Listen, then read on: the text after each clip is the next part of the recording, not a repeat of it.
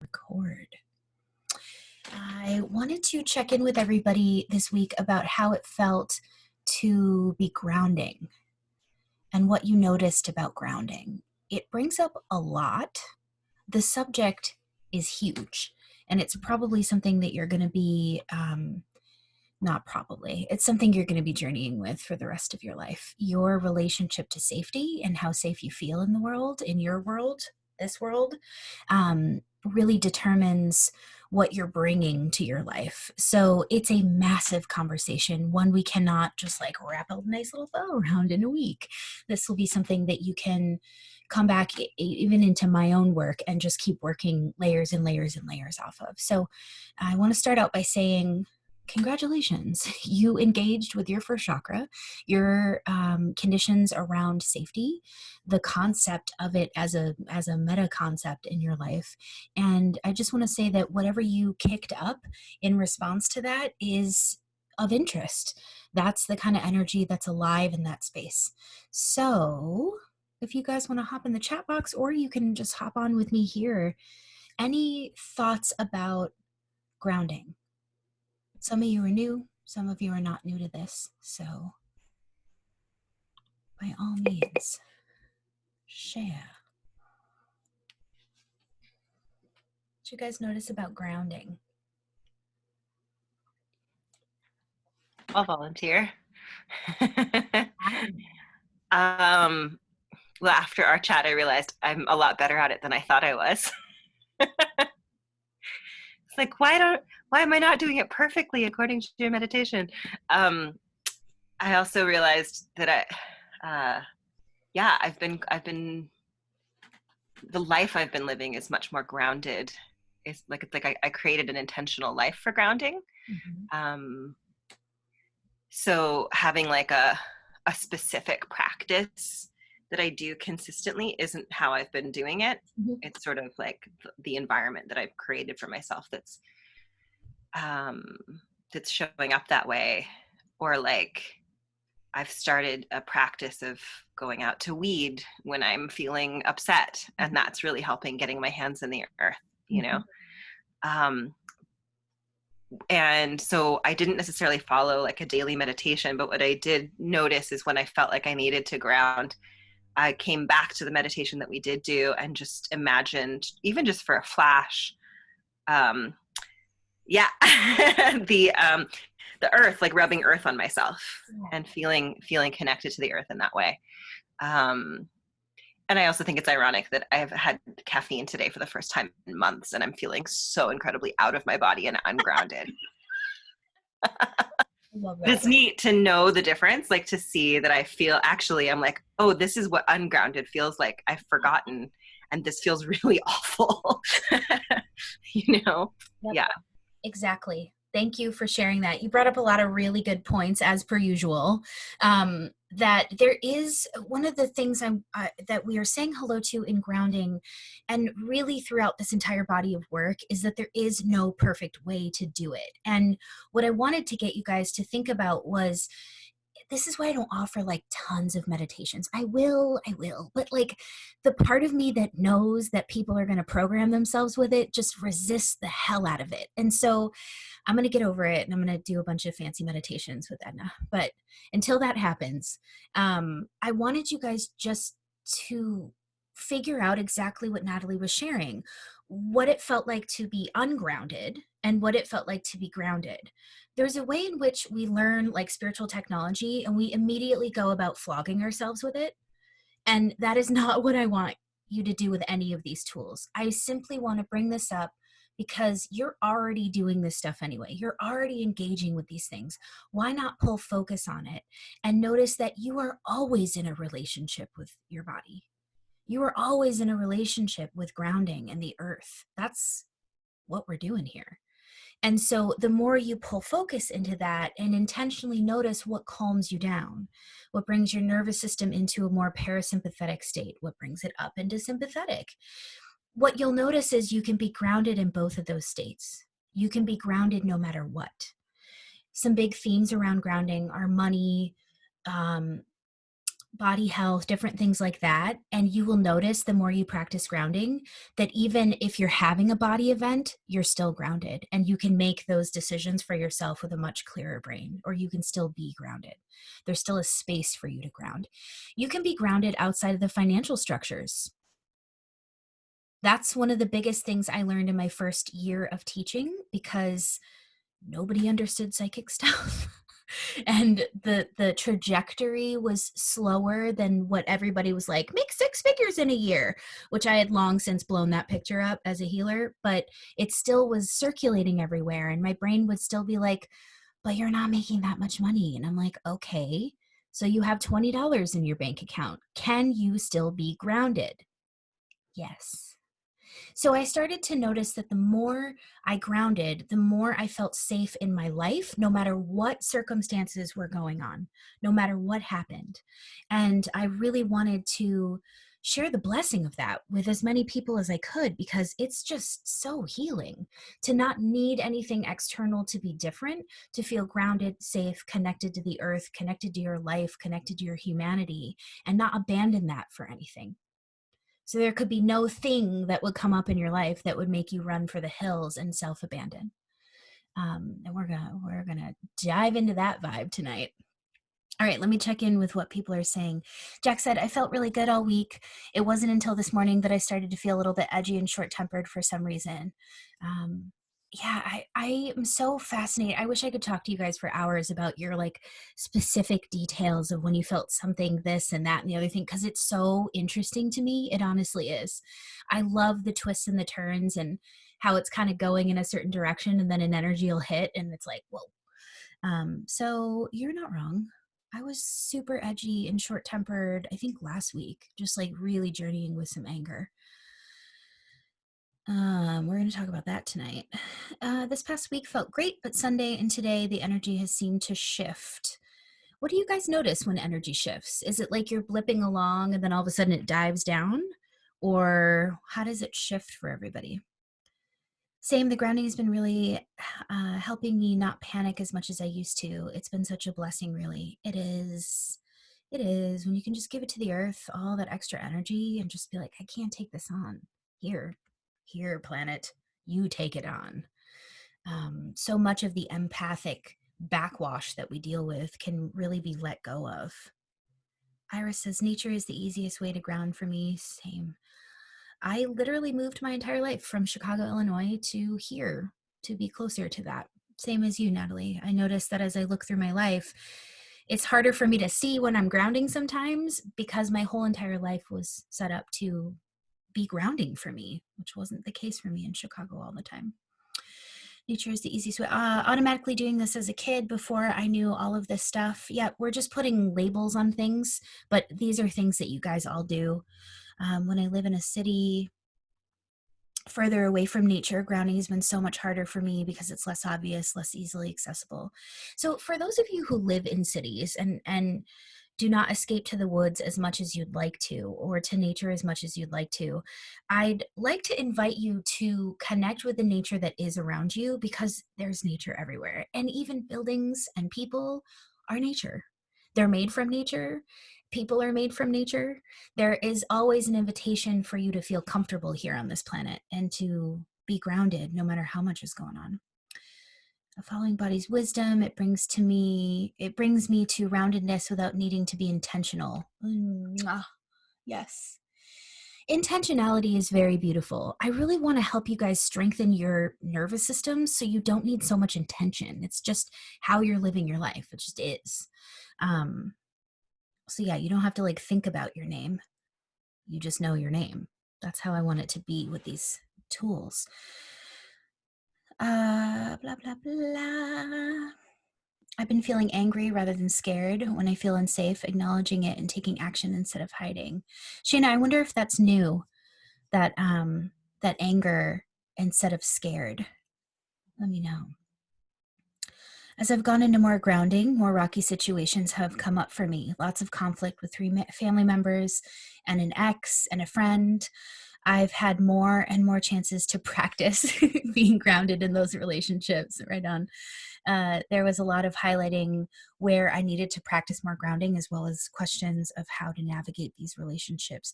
Do I need to cut them off for both our sakes, etc.? Rough week. Yeah. Grounding week is never like an easy one, especially if you've practiced grounding for a while. Because at first it's like, oh my God, the relief of earth. And then all of a sudden you're like, oh God, when there's something to really be present with, it comes right up.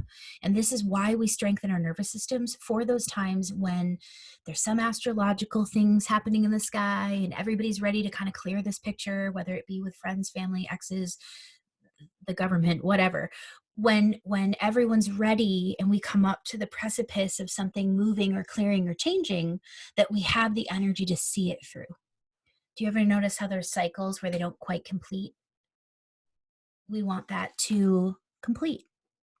So as much as it sucks, I had a week that was a lot. It wasn't quite rough, but it was a lot of grounding. Lots of like credit scores and new apartments and just like logistical things, cleaning the car, chop wood, carry water type Taurus season stuff. And it was a lot, but the more I'm able to greet it, the more space I have. So just being aware that you're creating strength and space, even when it's hard. I felt really great with one spike of anxiety Monica was sharing. In my spiritual journey so far, I have a lot of reflection around security. I found that I have always had this and always been taken care of by the universe. The periods in my life when I thought my external reflection defined my safety and security was when I was experiencing everything falling apart. Yeah. That liberation, of just really getting that it doesn't matter what's happening out here. It's not that we don't address it or take it seriously. Reality is still real, but so much of it comes from what's going on in here. I really want that for all of you guys. Like, that's the cosmic spell. Everybody gets safety and security without needing anything exterior. You just have it. It's in you. So Heather was sharing, super interesting. I also was feeling really balanced and good overall all week. And then yesterday afternoon, my energy dipped and I felt super funky, wanted to hide away and not talk to anyone or do anything. Welcome to shadow work. You will all notice about 24 hours before class, you're going to be like,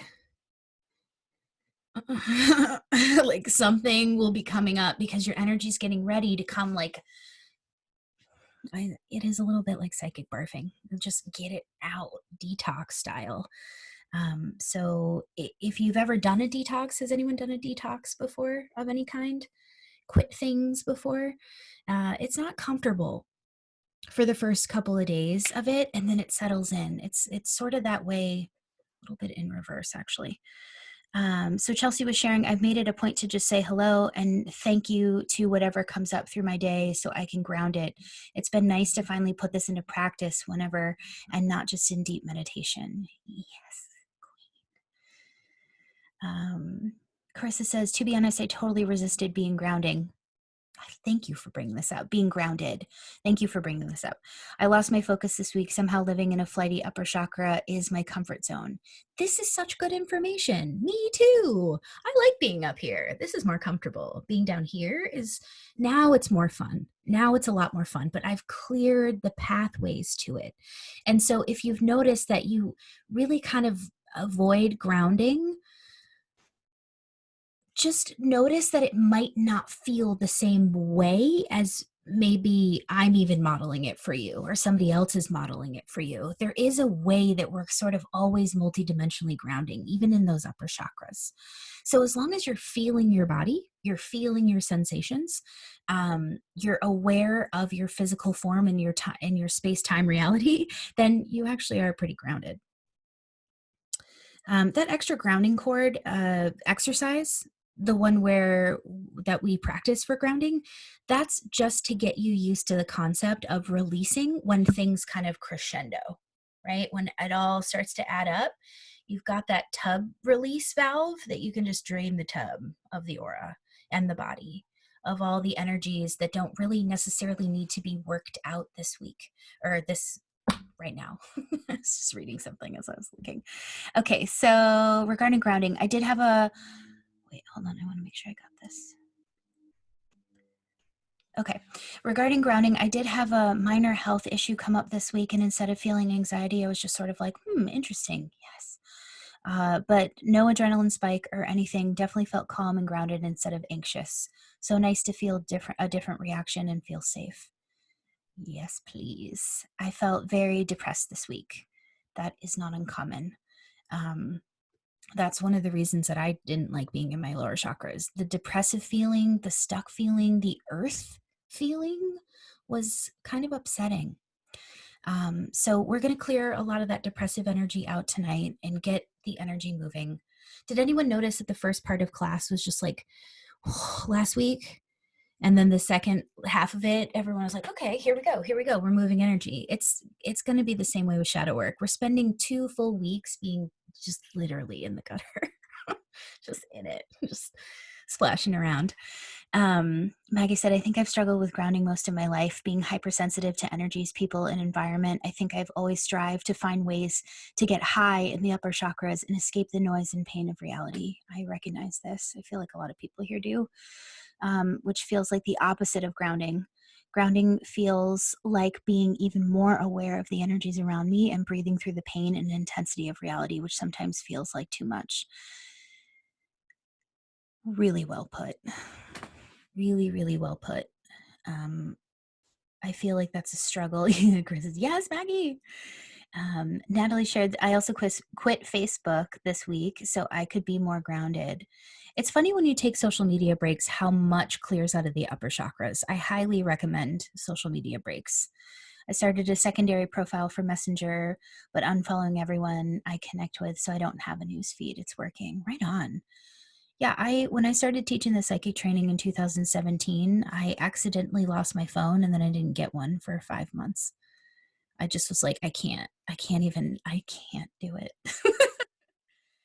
So if you ever feel like, and I know there's a lot of like weirdness and guilt and feeling like you're going to be disconnected, but you won't. Like there's humans everywhere, and the humans that are online will still be there, ready to receive you when you're, yeah, amen to social media breaks. Absolutely. I want to talk about that a little bit. I'm going to leave a lot of that conversation for cosmic energy because we're going to talk extensively about social media. Um, but you're, again, building strength. We've never put human consciousness into the ether sphere before. We've never done that. So in this work, we're bridging somatics, which is the body and body work, with that mind-based work on a digital platform. We're literally merging with the digital sphere. That's a lot of energy to merge with. That's a lot to ask of your nervous system. So I just want you to kind of be impressed with yourself a little bit and give yourself a lot of space and time to let that integration happen gracefully and for you to find your boundaries with it, because we've never lived in a world like this before. This is all brand new. I know we don't, at least I don't, and I notice that other folks don't register how new all of this is, because it feels like we've been living in this type of world for so long, and we haven't. Think about 5 years ago. Think about 5 years before that. Think about 5 years before that. Just 3 of those 5 years, we did not have these fancy ass phones in our hand. We maybe had a flip phone.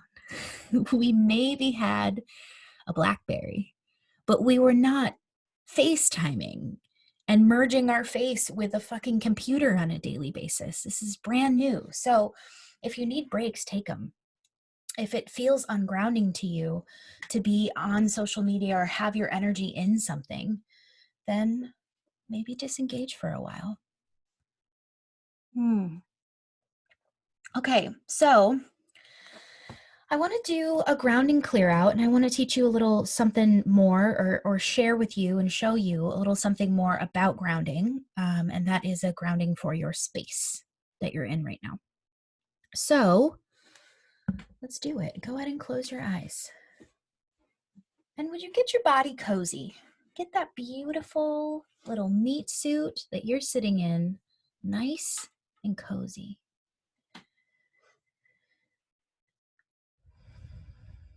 would you say hi to the meat suit today? How's the meat suit? How's your animal?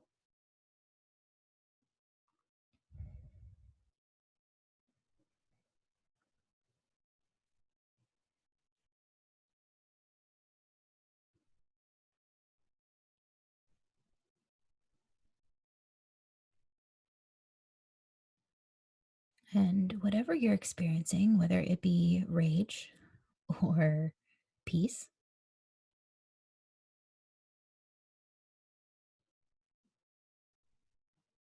or a lot of energy or maybe some depressive energy, would you just say hello to wherever you're at today?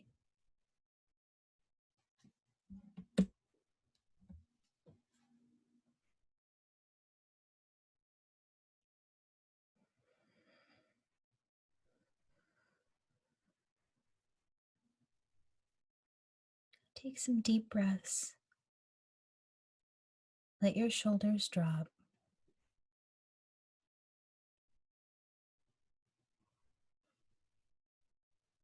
And would you take a minute and claim your body as your own?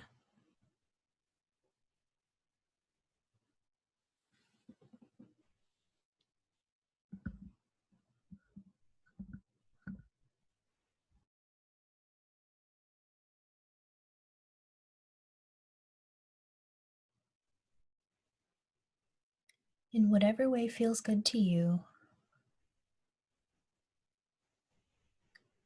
claim your body as your home.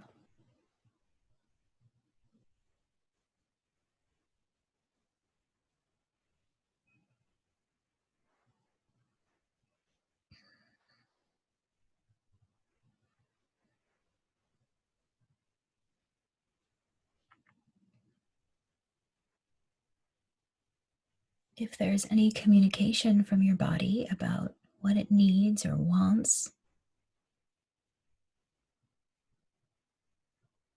do you make some space here and just listen without judgment?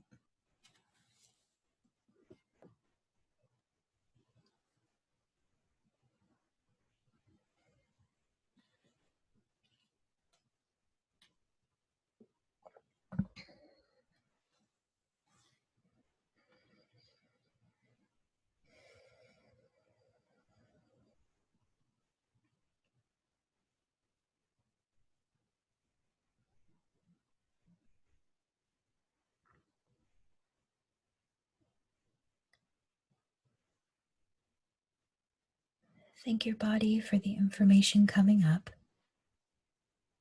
and let it know that we are going to be dedicating this evening to getting it comfortable.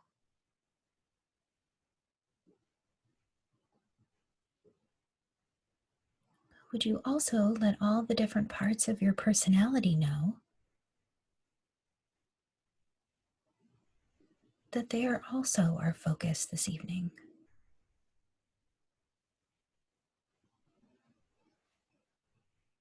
And that they are welcome here.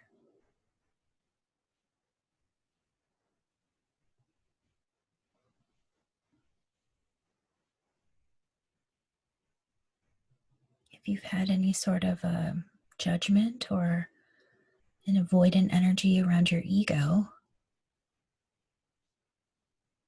would you let that go?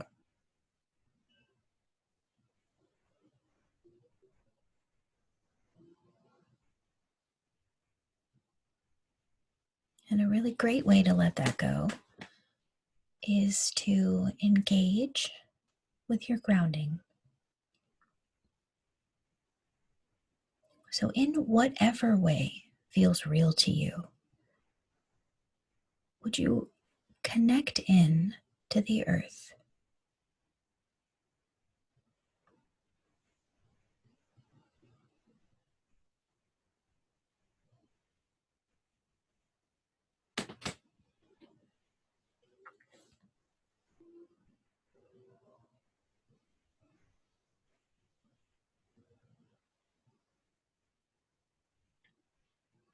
And once again, would you contemplate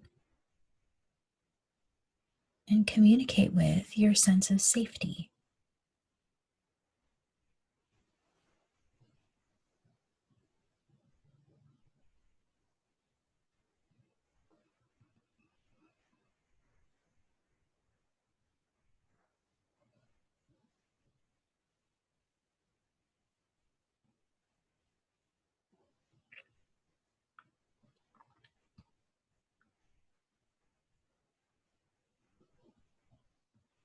And would you ask your internal world that you're connecting with right now what safety means to you?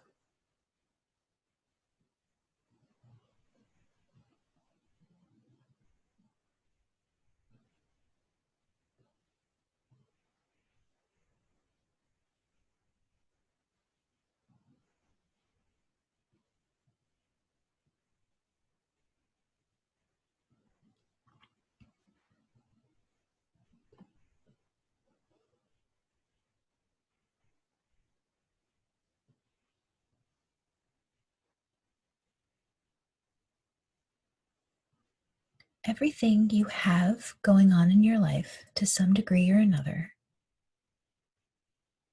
good or bad, you're safe to experience. So if stuff has been coming up for you this week, congratulations. You're safe enough to experience it.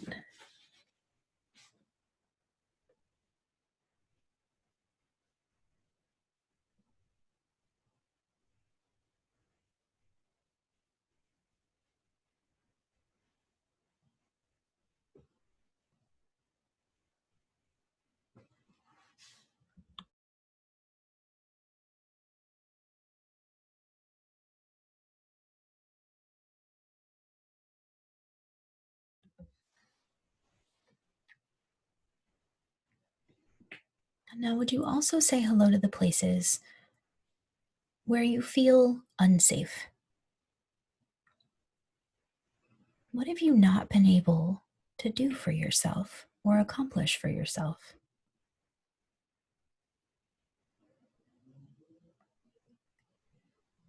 And would you acknowledge some part of the reason why is because you're not safe to do so?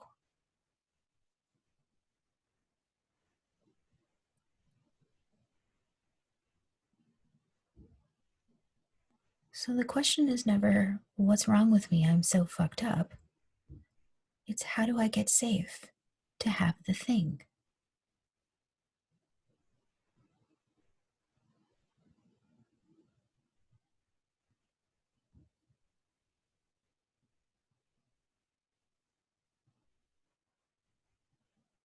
So if there's something you've been trying to manifesting,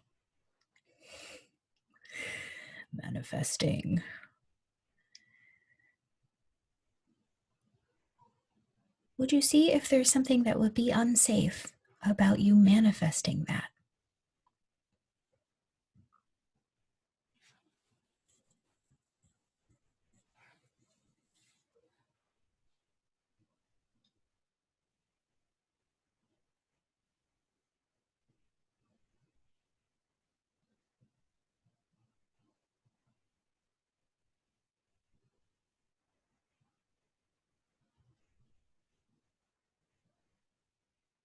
And would you honor whatever you're getting as real for you right now?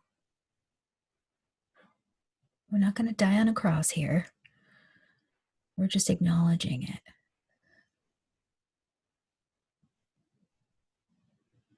It's not manifested because we're not safe enough to have it. And so we make space in those lower chakras to have it, to ground it, to let it become physically manifest.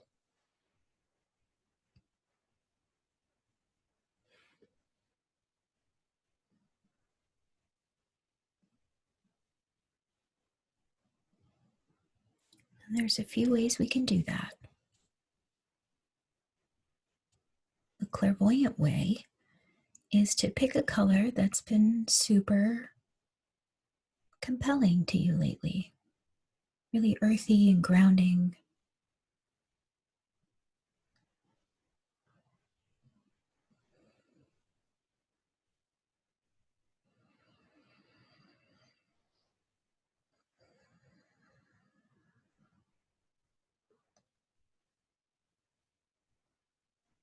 And then would you intend or see or feel a spinning and opening in your root chakra?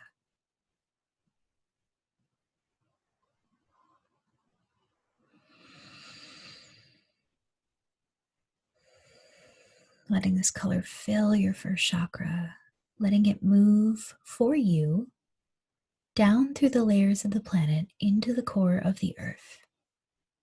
I promise this will become second nature.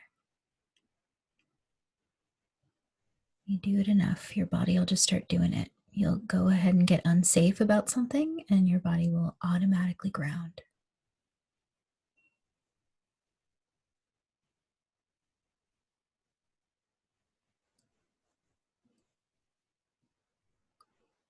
Letting your sweet little feet chakra open up, ground down. And would you breathe and receive neutral, healing earth energy moving through your body?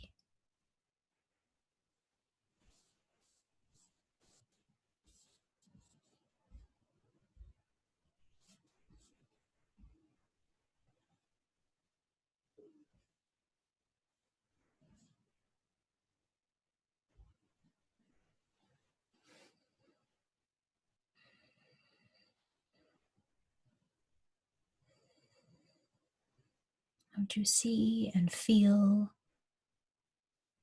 and relax into the earth starting to take up space in your body,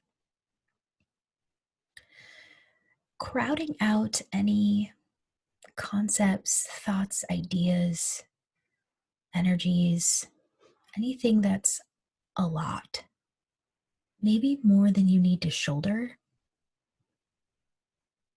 Let it just begin to crowd it out.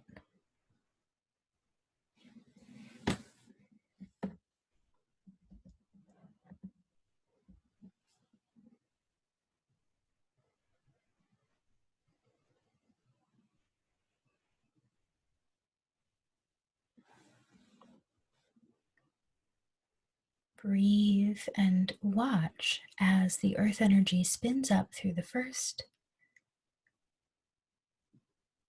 clearing out and regrounding any ideas about safety, security, well-being, money, family karma, body health, day-to-day life.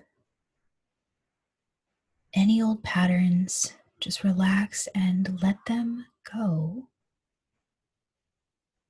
As the earth energy moves up from the first into that lower belly, opening and spinning the second chakra, sexuality, sensuality, emotions, desire. Anything ready to go around that? Letting the earth energy move through, bringing neutrality, which of course is non-judgment. So important in that second chakra space. We've all handled judgment for our erotic energy, have we not? We've all handled judgment for being too emotional or not emotional enough.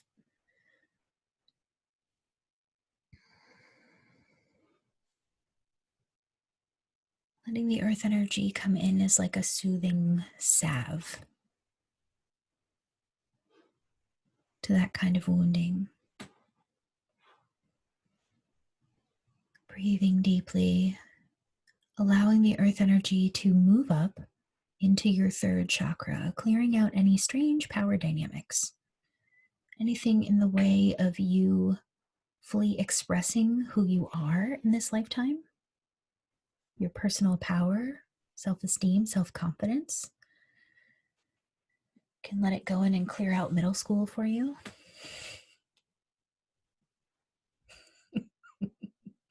Oh, good. You all had the same kind of middle school experience I did.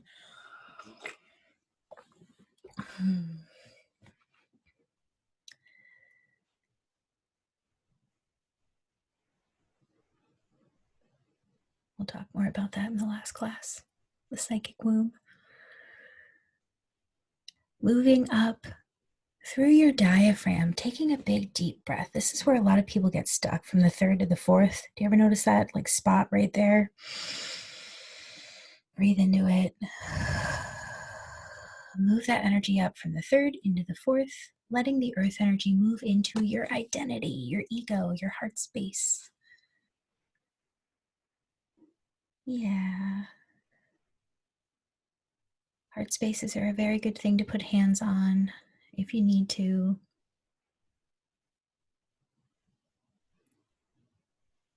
Whenever you do that, you just kind of flow that heart energy back into your own space and regenerate.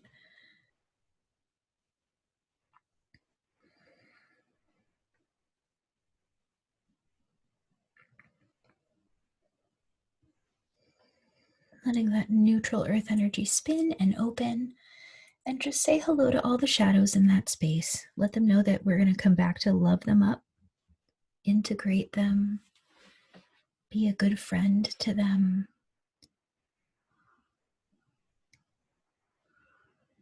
If there are extreme parts to you, will you just let the earth energy come in and let them immediately feel like they can be a part of the whole?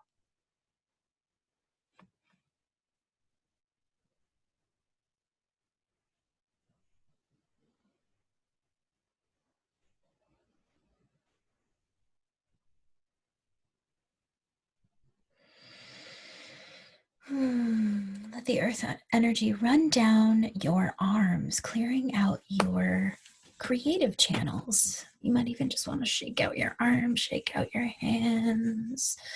Let those hand chakras open. Let the earth energy move through them, stretching out the hands. For those of you who have clients, let them know that they are no longer paying for rent in this space. The workday is over.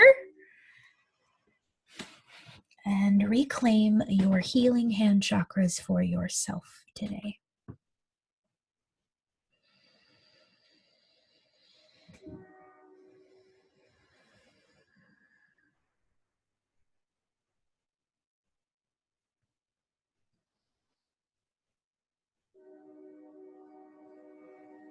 Breathing that earth energy up into the fifth chakra, opening the fifth.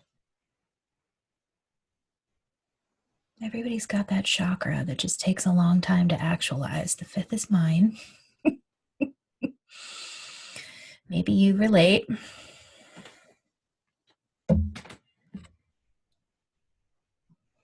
Certain cultural programs make it very hard to really own your truth and own your fifth chakra. So if there have been times where you've taken on somebody else's truth, will you just give it some lion breath, make some weird noises, blah, blah, blah, blah, and just get it out of your body.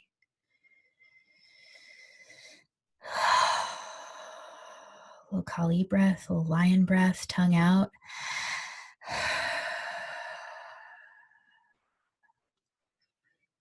Don't be afraid to look weird.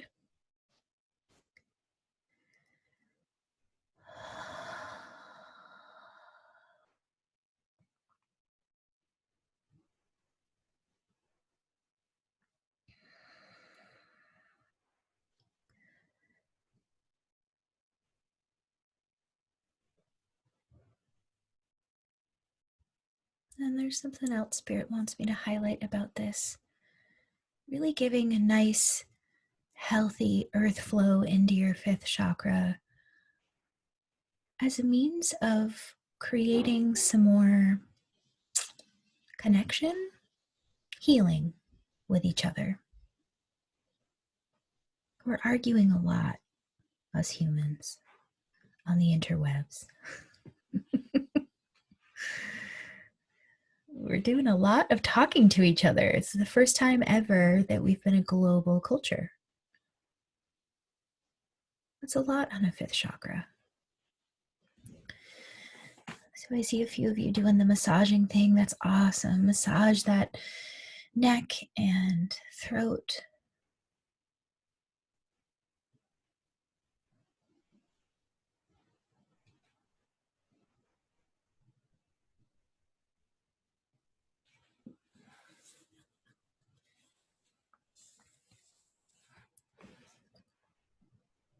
And keep that self-massage going if it feels good, moving up into the center of your head.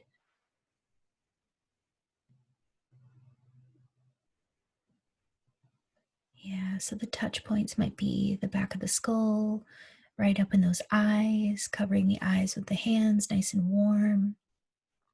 Yeah. Wiping away the energy in that space, letting the earth come through. Open up that third eye so that you can see yourself. Have you guys noticed we've been complicit in about 2,000 years of gaslighting each other? It's not pretty. We don't even really know how to not do that. So, if you saw something, felt something, knew something was a certain way, and somebody told you it wasn't, would you let the earth energy come in, clear that energy out of your sixth chakra? If you have been bewitched by someone else's picture of reality, of how you should be, how it should be, would you let the earth energy come in and move that out so that you can see your own path?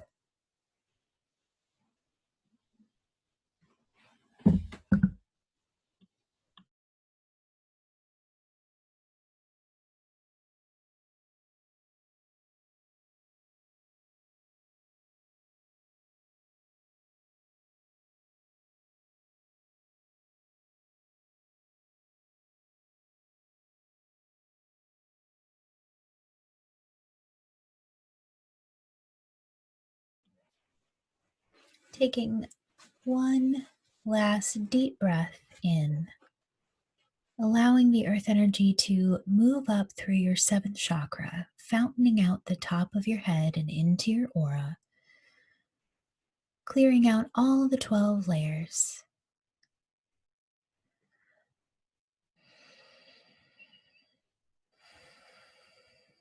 Letting the earth energy move out any programming around you not being the autonomous senior energy in your life. If there are any places where you have put somebody else above you or have done it in the past, do you watch as the earth energy comes in and repairs, literally, your crown? If you took your crown off for somebody and their belief system,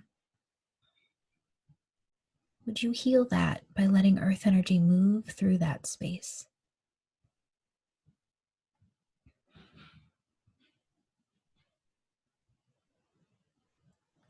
Now, the earth energy might feel good in your aura. It might also feel trippy.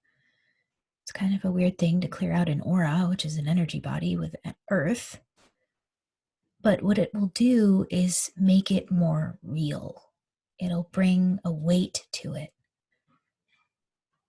instead of a conceptual or idea kind of an energy.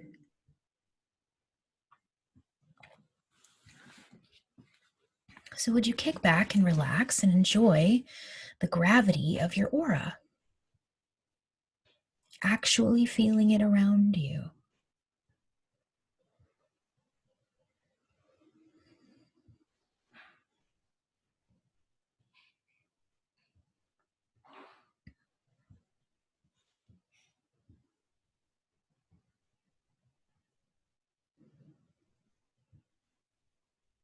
Would you define the edge of your aura with a nice gold banding?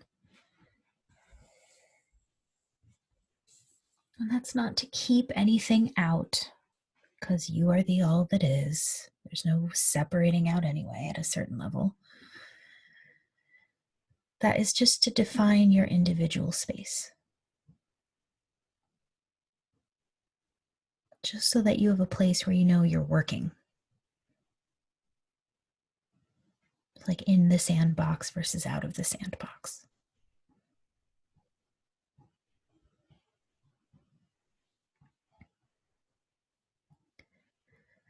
one last fun thing that you can do anywhere you are. Not only can you ground yourself and run earth energy, but you can ground rooms that you walk into. It's a very neutral thing to do. You don't need to control the energy in the room. You can just give it a grounding cord. So would you ask the room that you're in, possibly the house or apartment building you're in, what color it wants to use for grounding? I've never done that before, but all right. What color does your room want to use? You never know what's going to come out. Let me know when you guys have it. Just give me some nods. Cool. Would you take that color and would you saturate the entire floor of the room that you're in? And then same thing, let it drop through the layers of the planet into the core of the earth. Let it root down and give the room that you're in space to release.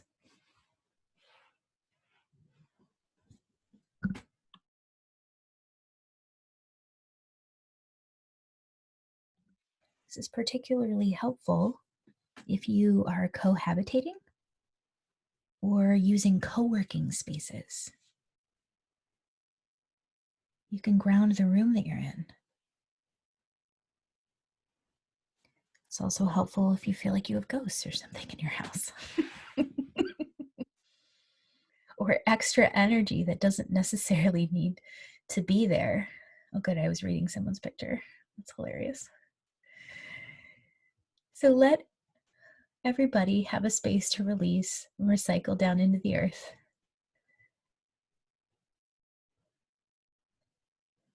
And then would you watch as the earth energy moves up from the planet and moves into that space. Imagine it going all the way up the walls, into the ceiling, and even up onto the roof.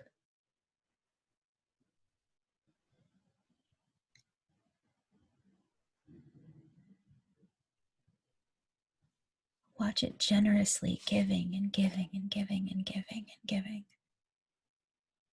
All the neutral earth energy.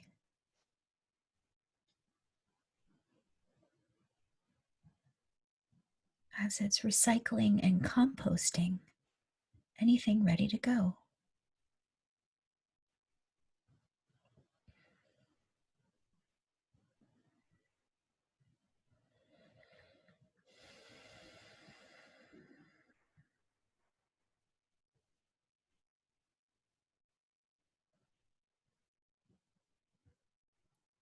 Now, would you let the earth energy drain down the walls,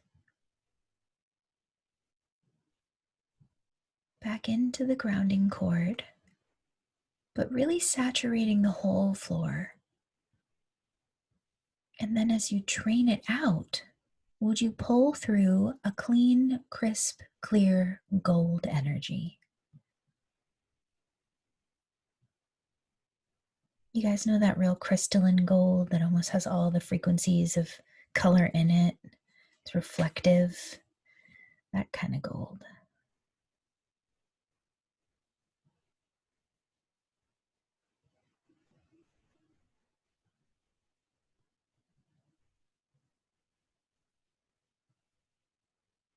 Now you've completely set up your space. Nicely done. Take a big deep breath. Let your body know you're going to be coming out of meditation. And slowly but surely, stretch, move. Take any notes you need to from what you found in there.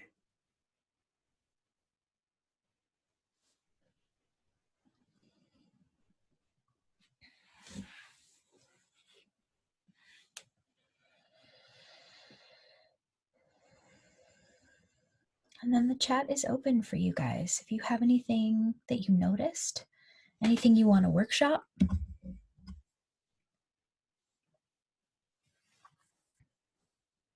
I'm here.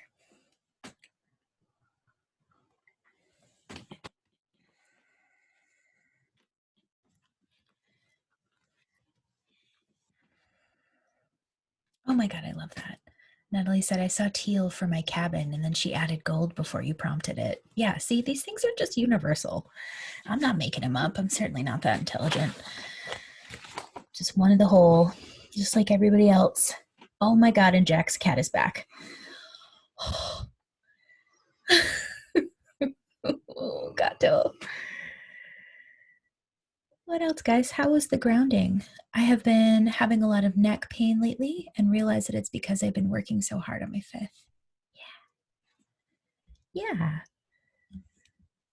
I just love when you have this information and you're working at these levels, how much more peaceful the information is instead of being like, you gotta cut the cord, there's this horrible thing happening. It's just like, oh, I've just been working on my fifth.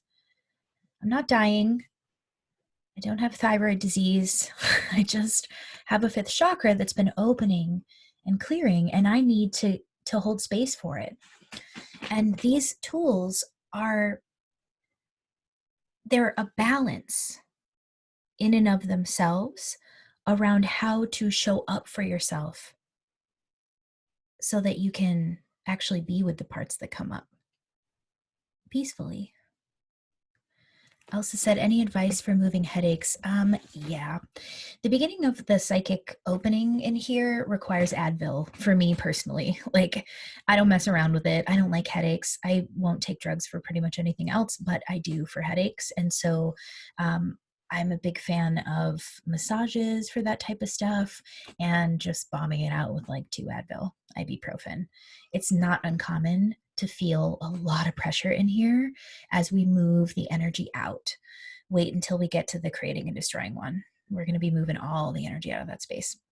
My body didn't resist the earth energy. It was just really refreshing. Awesome. Yay.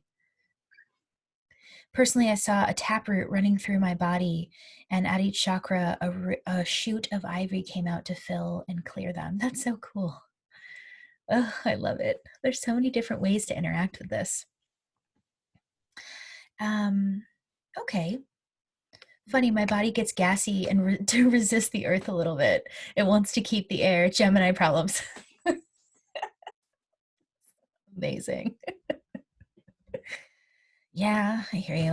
I'm pretty air dominant too. That's why I don't like being in my lower chakras sometimes. And my lower chakras have a lot to do with the earth energy I have in my chart, which this is universal for everybody. I have a Capricorn element and a Virgo element, which are not known to be the chillest. So even when I get into my lower chakras, it's like shadow work bonanza, calming everything down, which is why I know how to do this job. It's interesting you mentioned ghosts. I dealt with an influx of, everybody's commenting. I love this.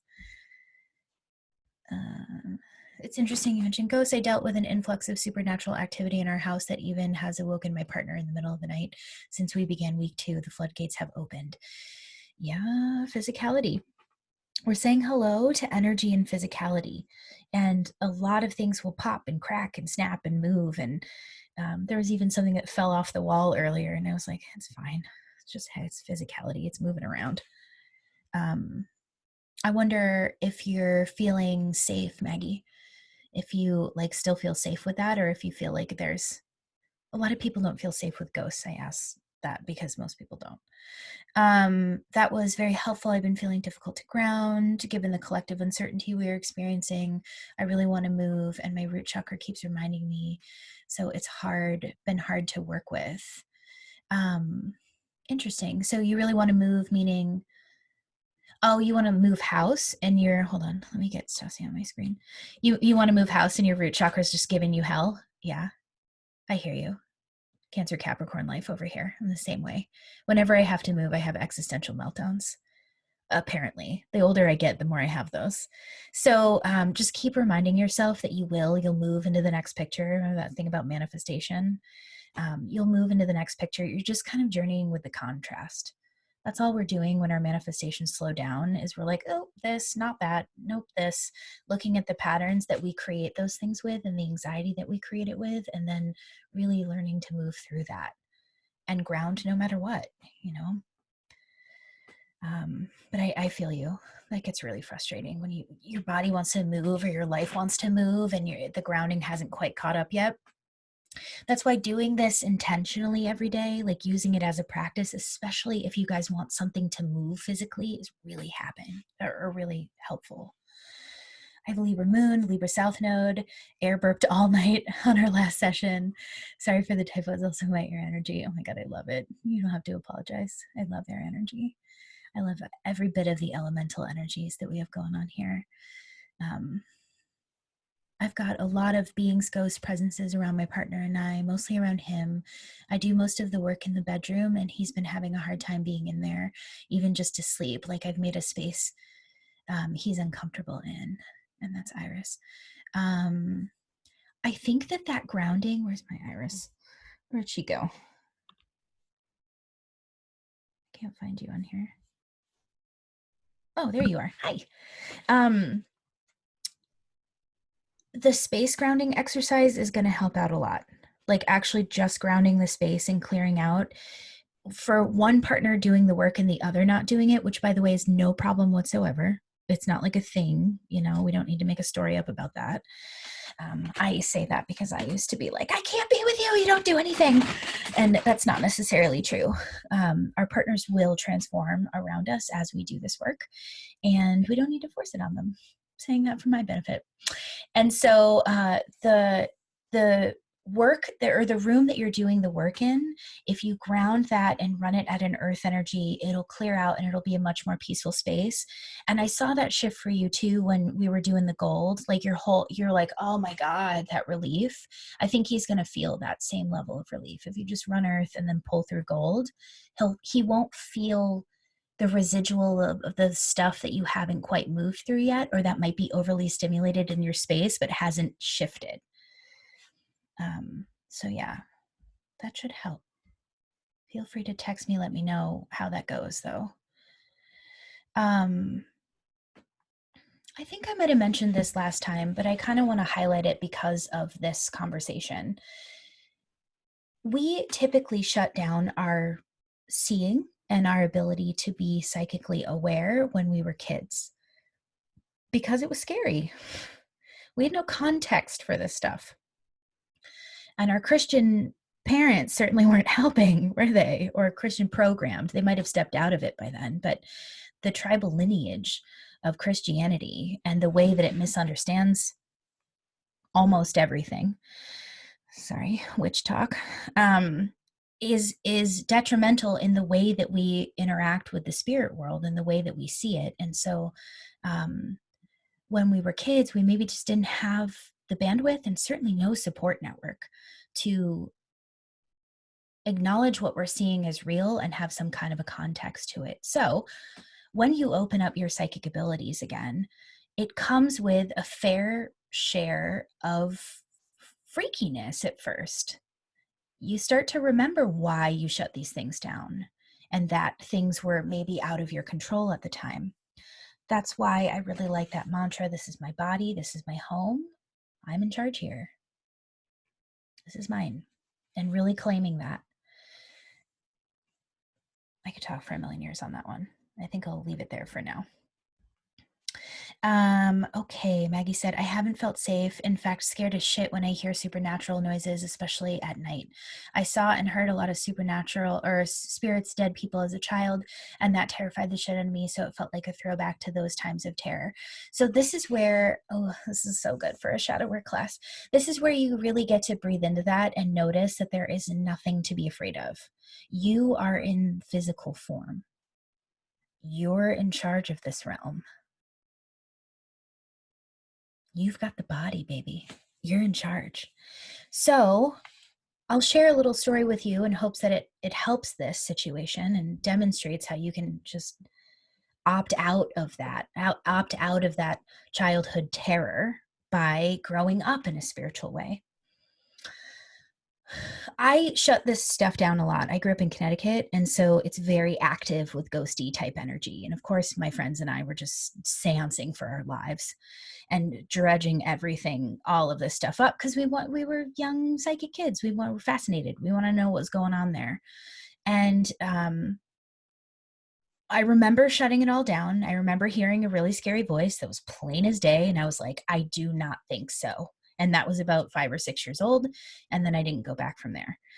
It wasn't until I started opening up my psychic abilities that I made that space that I said to these beings, the way that you can communicate with me, which by the way is the only way you're allowed to communicate with me, one of two ways: my dreams, and you're not allowed to be fucked up in my dreams, but you can talk to me and you can give me symbols and you can be a nice person. Or you may communicate with me telepathically. Like, I will be available for mental image pictures. I will be available for communication on a telepathic level, but you are never to manifest physically.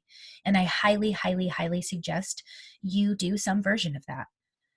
That you're the one in charge of the physical plane, and that you are not allowing anything to manifest physically that is not already gone through the fucking terror of taking a body and living a life experience. Like, fuck you. You don't get to manifest here. You pay taxes then. You figure out Tinder. No, you're not manifesting here. This is my realm. This is our realm. And that's a no from me. So those are different spiritual agreements that I made. And so I felt safe. One night it tried me when I was in women's clairvoyant training. So, with all that womb work, I was kicking up some energy. And I felt this horrible thing in my house. I came right up out of sleep. And before I could even think to be afraid, I just went nuts. I just was like, get the fuck out of my house, snapping, clapping, getting it out. I have noticed that if you just go into a scarier zone, you know what I mean? So the scary thing is there, but you get scarier at it. It has a way of making you know your power and putting you in that autonomous space. So if something has made you victimized in the spiritual realm, I invite you to be the scarier thing at it. We're going to go a lot more into that because we're doing shadow work tonight, which is essentially reclaiming your sovereignty over those things that really freak you out and stop you. Okay. Yeah, I just get real snappy with them. Get out of my house. Grounding out spaces was a revolution. I live, love, and work on sacred grounds that has been wounded by patriarchy and colonialism. This is Jessica. And I got hijacked in my physical body and solar and heart chakras in the timelines that came forward to be witnessed.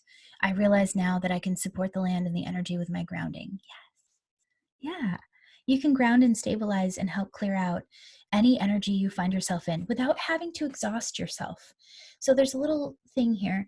Most people who are here to help heal the planet, their third chakras will start spinning really fast because they're metabolizing the energy in the space.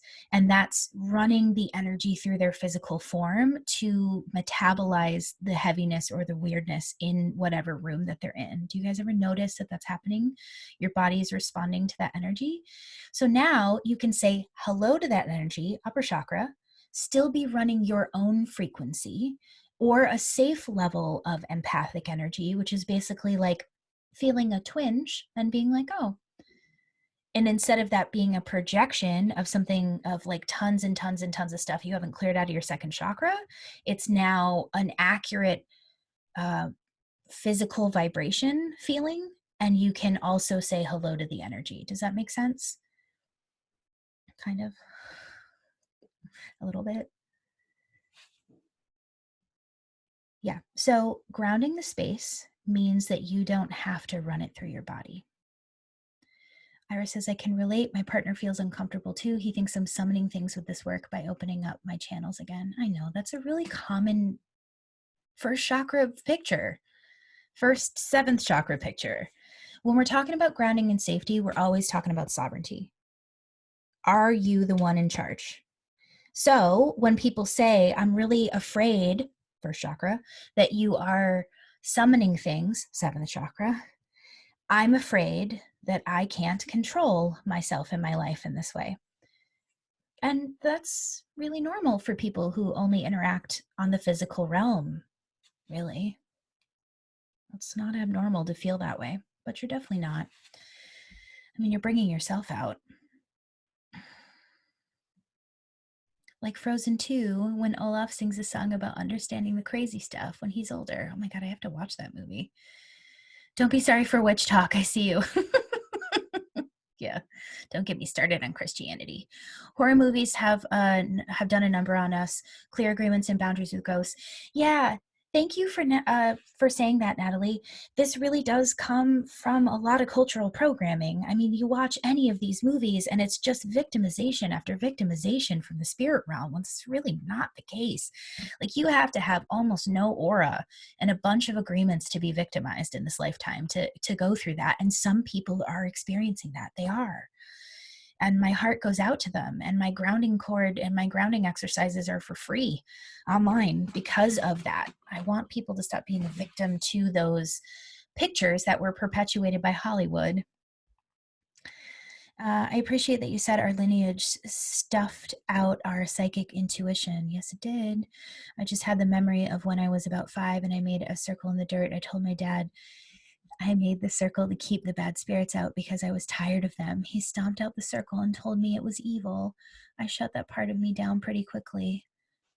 Damn, dude. Dad, who's terrified with a bunch of Christian programming in his 7th chakra. I mean, it's so funny to me. It's like, what do you think Jesus was doing if it wasn't for this stuff? Like, what? It's the same thing. Oh, okay, beautiful people. So let me make sure I got through everything I wanted to with you guys on grounding. Yeah, well, I'll cover that during it. Okay, so shadow work. This has been going around a lot. This term has been going around a lot, which is exciting to me because it means that people are starting to do it. But I wonder what it means to you. What does shadow work mean to you? What have you absorbed about it? What is your experience with it?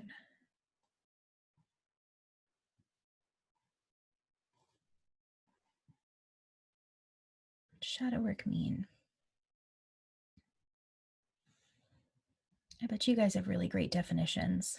I actually just explained shadow work to my mom tonight, who is super psychic but has no like words for it or experiences. And I was just like, yeah, all the like the dark stuff, the way I talk to myself, and she's like, oh yeah, I have a lot of that. So it helped me understand really like it's just like being with all those parts of me too that I'm just like, oh, you're not good, so you're not me. So that's what shadow work is to me. Just sitting with that. That's beautiful. I mean, I think that really sums it up.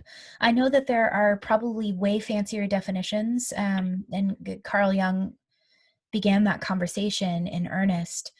But I think I would like to focus on shadow work in a way that it's applicable to your life rather than a theory or an idea. So it's this strengthening of the ability to be with the dichotomous parts of yourself comfortably, which is just the name of the game. Like, if you can get this class and all the rest of them you just kind of show up to, it's going to change your life. Your ability to be with yourself is everything. It's everything. All right, for me, the shadow is, hold on one second. We've got genius things coming out here. Genius stuff. I'm a depth-oriented, this is Mary. I'm a depth-oriented psychotherapist, and we learned about it as a way of looking at the places we didn't or couldn't integrate into our lives. Exactly. That term integration really means a lot to me in terms of shadow work. It has everything to do with being able to look at those parts of yourself that are shoved away, that are unintegrated, and bringing them back into the fold. The benefit of this is ending the war with yourself. Well, it is. The effect of it is ending the war with yourself. The doing of it is a lot more getting into the experience and being able to be there with yourself no matter what, which grounding makes a lot more comfortable right out of the gate, which is why we're doing this kind of layer by layer. For me, it's all about getting cozy with the parts of yourself you'd rather not pay attention to, and the parts of ourselves that make us uncomfortable, and the parts that make us vulnerable. That is my understanding of it too. And by the way, I'm so glad we have psychiatrists and psychologists here. It's great. At the point in time, not that we can't, we just haven't been able to beforehand. I agree. Witnessing and meeting all the parts of ourselves with compassion. You guys summed it up perfectly. That's it. That's our aim tonight, is the ability to do that. I have some ways in which I understand it, but mostly I'm interested in walking you into the space where you can interact and really guiding you, strengthening your nervous system to be able to sustain that connection and that relationship, so that no matter what comes up in you, you're able to notice it first off, because I think the awareness is really the first key. Just that you're experiencing this, that those thoughts that are circling are the thing to pay attention to. That the fact that you think that you need to be doing it a different way, or that you should be some other way around your spirituality or around your body or whatever, that's the thing to be with. So it's this kind of a mind fuck energy of constantly being with the next layer. So when we go in, one of the things I really want to highlight is whatever you're experiencing, that's the thing to say hello to. Whether you are wanting to go unconscious, wanting to run out of the room, hating yourself in your life, loving everything, like whatever experience you're having, that you're able to go, hello, I see you. So this is a repairing of the relationship between the parts of ourselves. And I don't think I need to break down how most of us walk around being at war with ourselves because of cultural programming. This is why people get closeted. This is why we closet ourselves sometimes, in every way, not just sexually. I mean, in every way, closeting ourselves, hiding ourselves because we're unsafe around something. So there's this quality of it that's kind of known shadows, right? Known places where we need to show up and we need to make friends. And we're going to go through that in depth. And then there's this extra kind of quality of the unknown unknowns, and learning how to be with the mystery and not force anything, but just really be with the mystery and what's there, not knowing, in that liminal space. This is really kind of our cultural yin deficiency. We fear the darkness, which is yin energy.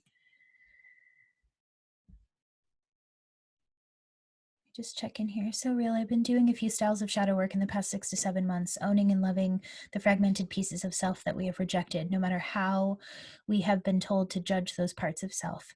It has shifted energy around many things, which keeps me doing it. It's for real. I really love shadow work. Sometimes I forget to come out of it and find the fun, playful, lighter parts of my life. Okay, then you're going to really like the way I do my Libra moon ass shadow work.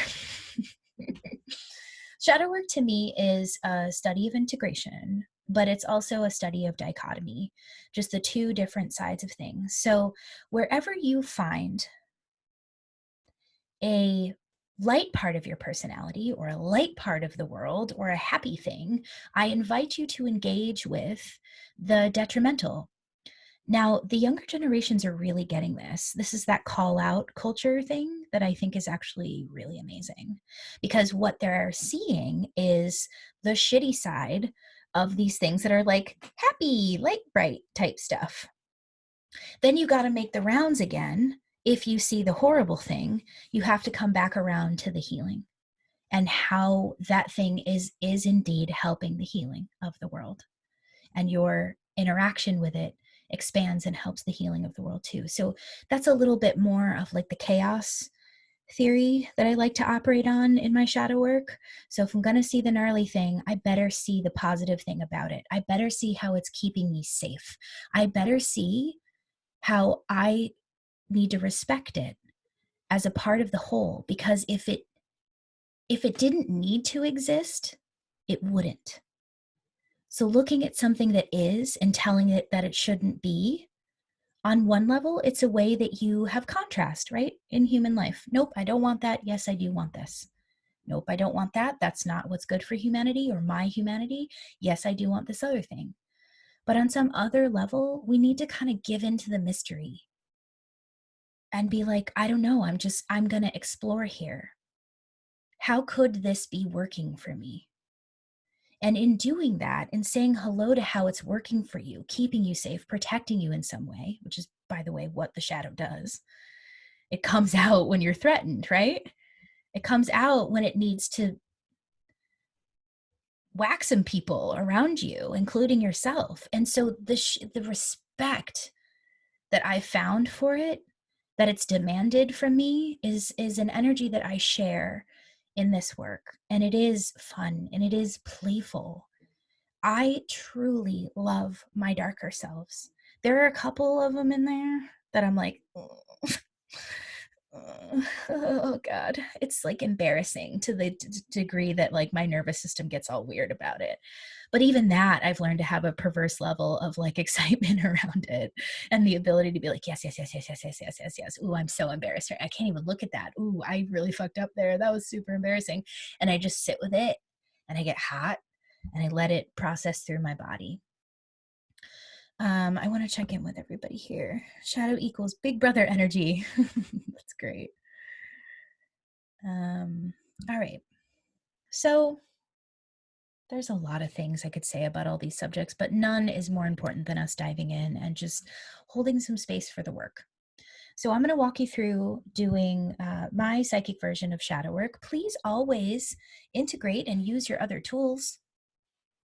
And by all means, pause me at any time to go deeper with yourself if you want some sonic privacy. Other than that, let's take a big deep breath and let's go in. Let's do some shadow work.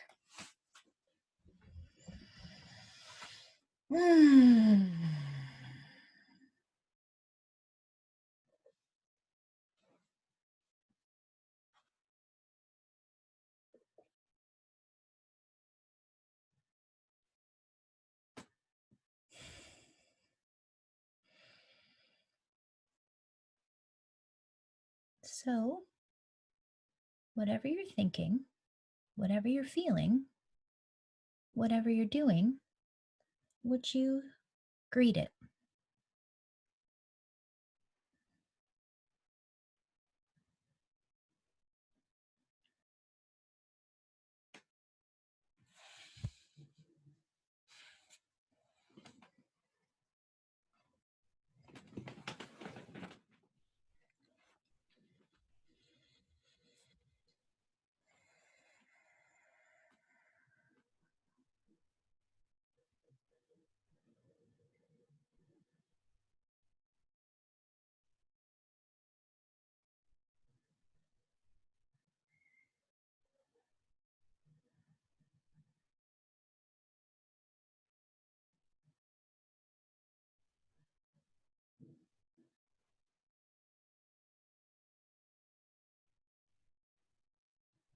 What do you notice about this?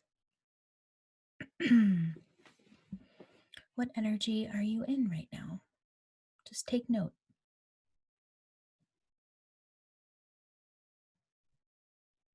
The most radical thing I've noticed about shadow work is you don't have to coax it out of you. It's right there in that thought that you're doing it wrong. In that way that you're like, I can't feel anything. I'm not getting it. I'm not getting it. I'm not getting it. There it is.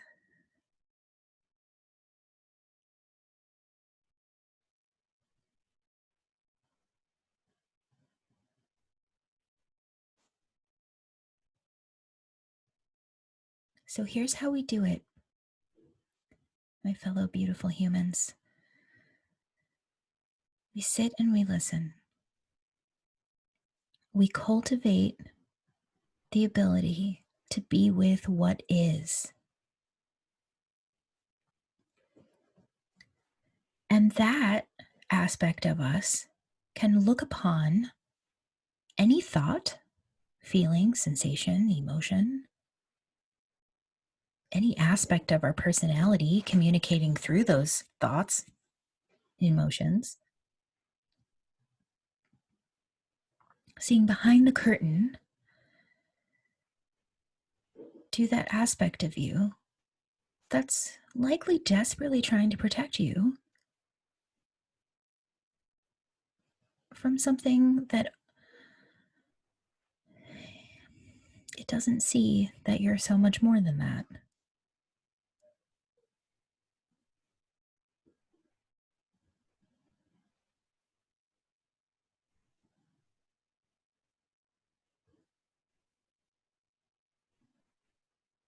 So as you listen to your thoughts, feel your feelings,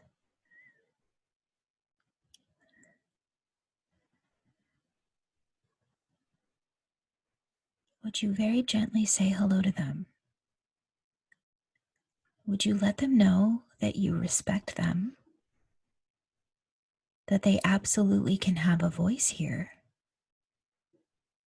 and that you will be listening for anything it needs to share?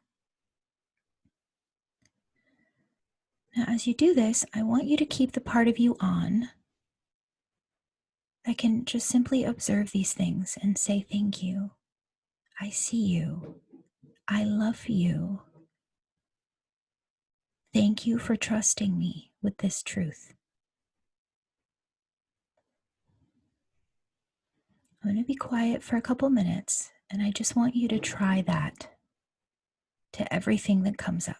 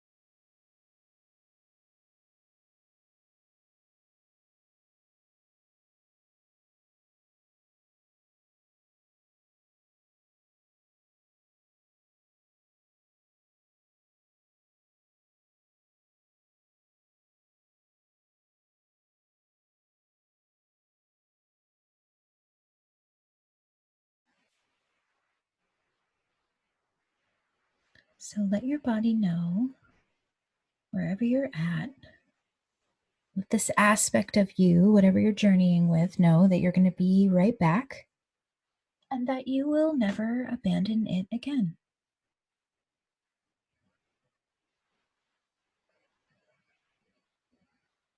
That you will always be here to listen.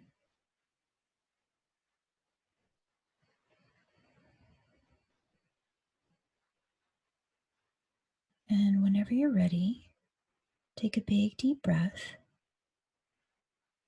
Come on out of meditation, stretching, moving, shaking it out. Come back into the collective community space here where we can chat about it.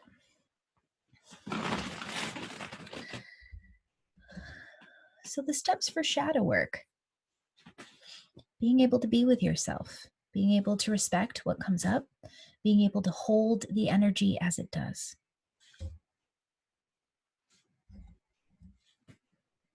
And then watch as things resolve. Watch as they don't need to go into the same medicinal patterns that you're tired of to get their needs met. Watch as your relationships transform because they don't have the weight of not being able to see something, but your partner, friend, soul homie is there to mirror it back to you. This is the apex of energetic responsibility as far as I'm concerned. Grounding and the ability to do shadow work. Okay, so what do you guys find? Feel free to, I want to talk to you. I don't like hearing my own voice too much. I've got a Mercury in Leo, but you can't feed that too much. Talk to me, people. How did it go? What was real for you about that? What was challenging for you about that? Unmute and chat with me. I noticed that my ADHD and anxiety really kicked in, full force. And I felt like almost like pieces of myself were fragmented across different dimensions and timelines, and it was just like all these things I need to do, and all these places I need to be, and just this never enoughness. And it was intense because it's not like the depression where you just sink into it, and to be honest, I feel like I am 55 to 65% of my shadow most of the time these days, which kind of dark for a lot of people to encounter, which is why I've become more introverted, I think. But this anxiety piece is really hard to wrangle because it's like a bunch of wild animals running loose, and it's like trying to catch them all at once.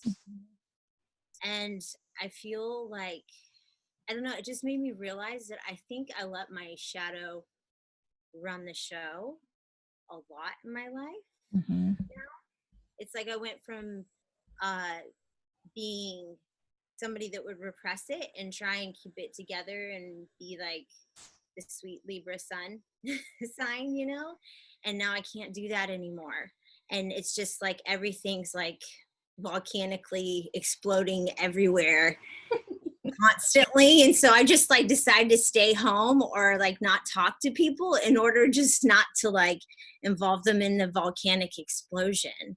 And I just realized I think my shadow maybe sometimes has a little bit too much power instead of a peaceful it wouldn't be a meet and greet, but you get what I'm saying. Yeah, and I just, at that point, I'm just in awe of how much power it has over us. And I'm in awe at how much the collective is doing this. You're not alone with this. We've all been doing this work, and in varying degrees, it's all up in our faces. So now, how do we get masterful around being with it so that it doesn't take up 60% of our energy frequency? Which I fully understand. I could wax poetic about the teacher, which version of that and how appropriate that is in a lot of ways as you're learning. But I'll scale it back to asking, how did it feel when you were able to just sit with it and say, hello, I see you? I hear you. Like, I'm here. Whatever you want to experience, whatever you need to say, I've got it. I've got you. Go ahead. Was there any part of you that could feel that as real? I felt like kind of dumbfounded. Like I felt like I was like almost standing in a field with my jaw dropped open, just like witnessing like everybody streaking around me, screaming wildly, running in different directions. So it's like kids, or like a witch orgy in the forest. Yeah, it was kind of humbling because I have Virgo in me too that likes to like, straighten up and fly right. And Yep. so it's kind of yeah, it was a bit comical actually. See, there you go. Amusement clears so much energy. If you're having a hard time getting like all zen about it, which you don't have to, you could be like, just being a total primal person on the ground, like grunting and whatever in that moment. But if you can just find a part of your consciousness that's like, I bow to your power. Like, I see you. I am not better than you. I am not more evolved. Like, you are me, and I take this mess as my own. I take this on. It has a way of them all of a sudden, instead of streaking around, they're like, meow. What did she just say to me? She's going to listen. We don't have to chaos demon everywhere. We don't have to like spill out into a million different places in life. We can just be here and we're safe to be heard. This is game changing. And it takes some time. It's like, the first couple of weeks of a new movement routine, you're sore, you don't really want to do it. It's just like, but then little by little, you notice your strength. It's going to be the same way with the shadow work stuff. Your ability to just sit down in a chair when you're really revved up, or when you feel something really coming up for you, just sit down and go, I'm willing to listen. Feel the feelings in your body. See whatever you can psychically, clairvoyantly, if you guys have that ability. We're certainly growing that ability here, and we will in earnest over the next few weeks. But your ability to say hello to it is the only thing that's really important here. It also heals a lot of that inner child wounding, because that's where a lot of this happened. When humans can't complete, or an animal can't complete its trauma cycling.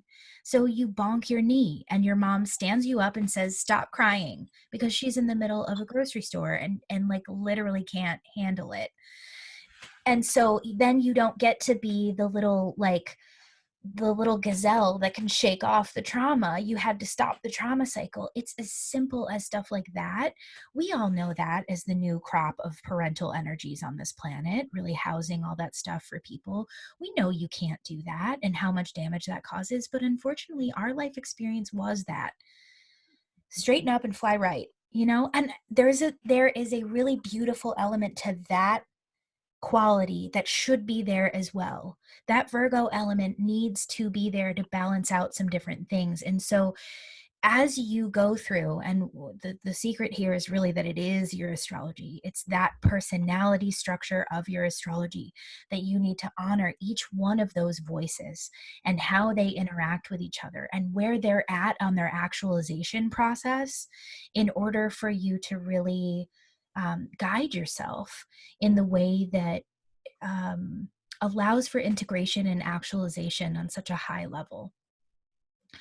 So we're always kind of doing this work of being with ourselves. That's why one of the first things, if you go to my resources page, is 5 minutes of meditation with yourself. It's the first thing I hand out to you guys. It's this ability to go, all right, I'm going to breathe. And then I'm going to take a couple minutes and be like, hello, I see you. I feel you. Human Aaron form. Like, I see you in this lifetime. What are you struggling with? What's real for you? What are you about right now? And my ability to be with those aspects of myself mean that they don't have to go out and get their needs met by needing to grow my Instagram by 10,000 people, or like whatever, fill in the blank with whatever like addiction of the week that our generations are going through. It allows for a more contained growth process that doesn't need as much exterior jackhammering. the whole theme and tone of this work is so that you can really be with whatever comes up and don't need that extra outside stuff. It's traumatizing. Nobody wants to get into an accident or have some calamity happen or have a bunch of contrast bashing you over the head without any context as to how to move yourself through it. Shadow work is how to move yourself through it. So again, tons of patience. But it is something that you'll build over time. And that feeling of the ADD anxiety that we all have, if we're sitting here, we all have a level of that. If you can just sit into it and be like, okay, hello, I see you. I love you. I mean, I've been doing this work for a really long time. I still find those places around like writing and translating this information. And a part of me is like, I don't want to translate this information because I don't want people to program themselves with it and hurt their egos with it unless I'm sitting in front of them. If I'm sitting in front of them, I can modulate that. Otherwise, they can cause harm with it. So I'm listening to both of those voices and they're working it out. This isn't one of those things where it's just one and done.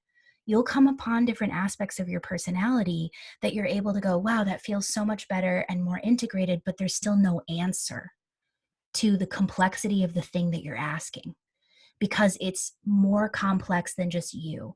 We're growing as a collective. And as we do our shadow work, we have access to greater and greater levels of, what's the right word here? Information, integration, actualization. What's exciting to me about you specifically, I was thinking about you the other day. I get really excited when moms come in with kids from any age and pre-moms, you know, people who haven't had children yet, because you're clearing so much energy. Have you noticed that the younger generation just does not give a shit about the same things we care about? They aren't silenced the same way we are because we're doing a really good job facing how we were silenced and not doing that. I mean, if you go on Facebook, we're having a rough time of it. But in these types of circles, we're doing a bit better with that. Yeah, so true. We're getting somewhere. Thank you, darling. Let me just say hello to, that's really relatable for me too, Maggie, especially in the last week, the explosion. I've always felt, this is from Ranieri. I've always felt when I dipped into shadow work, I was supposed to be me finding these scars, bad parts of myself, but it felt like a really wounded, unseen inner child. Yeah, you don't have to go. This is the funniest thing to me about spiritual work. People are like, I'm really working on myself. I'm going internal. I'm like, it's all right there. Just listen to your thoughts. Like, I'm like the anti-meditation teacher saying, just listen to your thoughts because they're right there. All that inner child stuff. I love getting messy with my shadow and some wine. Jessica, I love that. And some music and some cigarettes and some bubbles in the garden. I love that. I just had a cigarette for the first time today. I had a little rollie with my housemate talking about spiritual stuff. It was beautiful. I like getting messy to get clear. What are your thoughts on using non-traditional meditative practices to move energy and witness the shadow? Go ahead, honey. Well, you know how I feel about it because you and I talked extensively on the phone though when we were talking about this class. I am a huge fan of anything on this planet. Everything here is medicinal. Everything here. What I like about tobacco is it's an ancient sharing community tool and it sages the fourth chakra and it gets everybody out of your fucking space because you smell like a cigarette. And I love that about it. That's really, there is, again, here's that shadow and light thing. There's a healing to everything. There's a connection to spirits.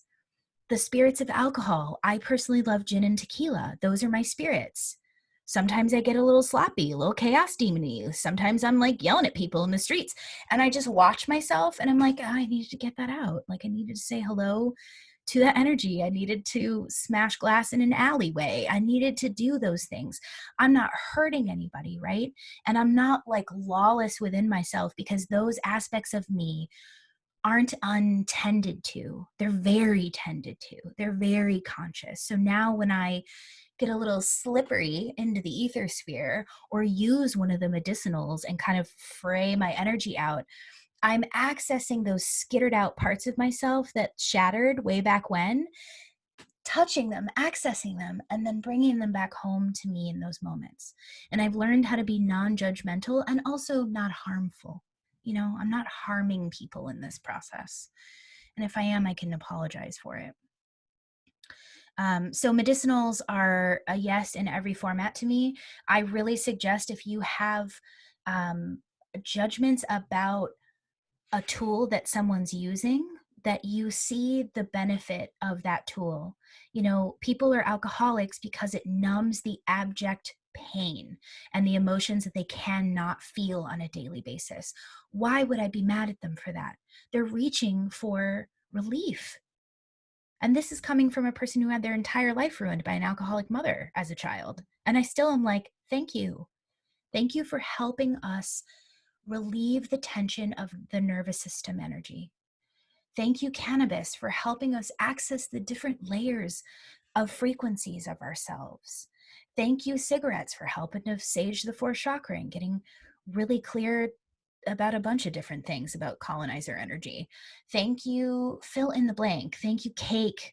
Thank you, chips. Thank you, Doritos. Thank you, Doritos, for the MSG that's in them that puts you just a little left of center so that you can maybe receive information that you couldn't from that one perspective. You reach for something to change your frequency so that you can access something you can't in that moment. You're always like this little tuning fork modulating. So I would like for you guys, if you can, if you don't have major crazy trauma around substances, which some folks do, but just looking at everything from the perspective of there's a healing that's happening here, so I'm not going to judge it.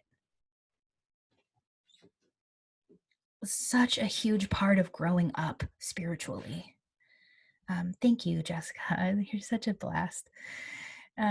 Iris was saying, my shadow work is a lot about not being able to set boundaries and then doing so in an angry, messy way. I know that life. Kicking all the boys in middle school, blowing up my life relationships where boundaries aren't happening, getting people the fuck away from me ASAP. I actually struggled with this a lot this week. My partner and I are moving in together. And the last time I moved in with a partner, man, I really got traumatized by my last partner because I did a bunch of witchcraft to call him in. I did a bunch of lower chakra witchcraft, and then it did not go the way I wanted it to. And I was trapped in a way financially. It was the first time in my life that my mom's like ultimate fear was now making its way into my life. And I was trapped in that relationship, or at least I felt that way. And it was really, really, really scary. I've never in my life greeted that level of self-abandonment or like self-disappointment.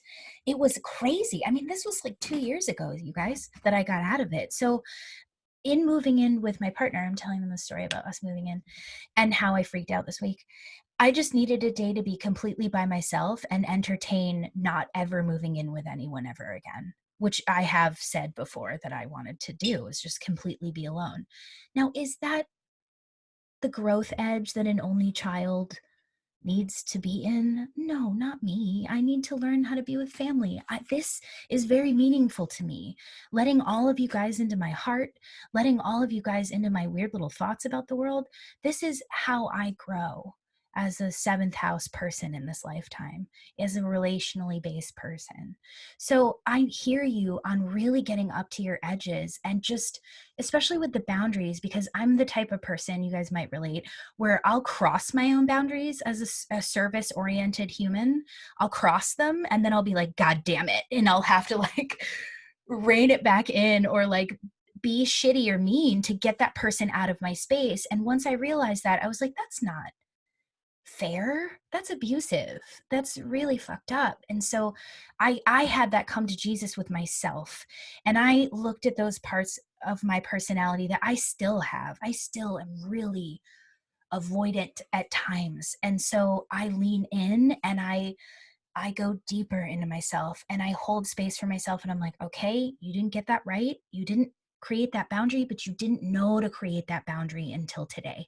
So now how can you be forgiving of yourself? Thank you. I love you. I respect you. Thank you for trusting me with this truth. Now all the meanness and like the claws and the Cancerian crab shell doesn't need to be so intense at this person who loves me and just wants a little bit of space. Or before, it would be some like random student that would just really want to make me mommy, and I'd be like, get the fuck out of here, you know, like it was just too much of a response. And now there's a lot more grace, which is why I'm trusted, and I trust myself holding so many people in that grace, because I achieved that with myself. So just keep working on that aspect. Keep being present with the parts of you that are really wounded from people transgressing upon your heart and your boundaries, and have a lot of grace and love for yourself, because you just don't know what those boundaries are until you come across them sometimes. It'll modulate really nicely, right? The differences you're going to feel after this class and learning how to work with yourself in this way are monumental. A lot of the questions that are coming up in like a week and a half, you'll be like, oh, well, it's just not that hot anymore. You know, it's just not that heated, because you're filling in those gaps. Anyway, so I feel you, Iris. I'm right there with you. I really was up against those hairy little edges in myself this week. And thank you to the people who held me through it really gracefully. I didn't get anything at first, and then I realized I've been used to doing shadow work with a therapist or a coach and not on my own. Yeah, that's part of the reason that I really want to hold space for you guys to kind of study hall here and do the work. When I asked myself what was there, all the stories and beliefs about what happened today flooded in, and I just met it without judgment. I realized I had silence blocked those thoughts because they sounded like an inner critic. Can we just pause here? I love the inner critic. This is one where a lot of people feel really nervous and they feel like there's something wrong with them. Again, Virgo elements have a heavy inner critic, and I happen to have the Venus in Virgo, so I've had to learn how to work with my inner critic. Guess what? She keeps me from looking real stupid in front of y'all. She keeps me from looking real stupid in the collective, because naturally my inclination, or you know, our natural sort of, how do I say this, our creative inclination is to take up space in something, and our colonizer inclination is to take up space around places where we don't necessarily have mastery yet. And so in my work life, it's been really, really helpful, because there's been subjects that I absolutely want to speak on.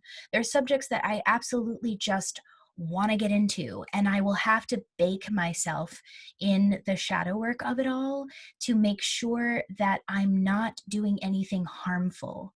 And so I listen to my inner critic when she's like, sit down and shut up. It's okay to listen to that part of yourself. She will save you. He will save you. They will save you from a lot of heartache if you just listen to that aspect of yourself and you be like, okay, I'm not going to talk about this, or I'm not going to fill in the blank. Criticize this to death because I want to know what you see, inner critic. I want you to skewer this. But here's the shadow and light thing again. If you're going to be your biggest critic, and you should be,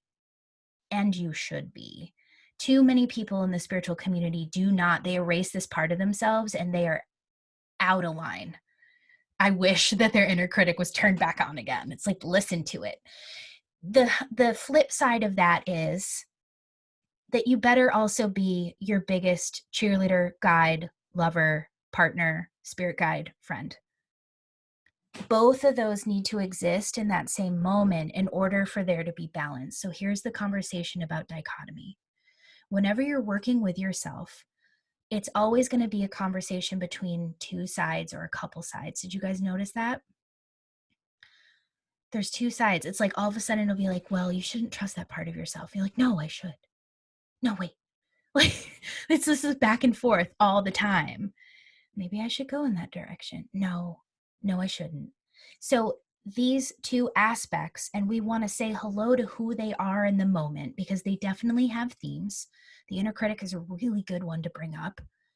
That ability to criticize yourself, to skewer the idea before it comes out, and then also have the confidence and the clarity to be the one to deliver it to. Those two things fit together. It reminds me of actually Capricorn Fabulosity of Michelle Obama. I watched her have a conversation the other day, and she was talking about our great and powerful Oz there in DC. And she was saying, you know, not everything should just be said. It's most of what you come up with, like 90% of our thoughts are just like garbage. Like, why do we need to put them out there in the world? And now with the online sphere, it's so easy to just like, blah, blah, blah, before you even get a chance to criticize yourself about it and talk yourself off the ledge a little bit and add some nuance to the internal conversation without hurling that projection out into the ethers. And then the ethers boomerangs it back and smacks your seventh chakra and is like, see, you shouldn't say anything. And then you're all shut down about it. If you stop yourself before you go there, before you share, and you really work this dichotomy conversation out, it's a much more productive way to have conversation and relate to the world. You're bringing the world your best self. And more than that, you're not bringing them these gaping open wounds to just stick their little fingers in and be like, you know, it's really important that you're not a gushing, bleeding mess around a certain subject, around people who cannot hold you in that. Talk about boundaries.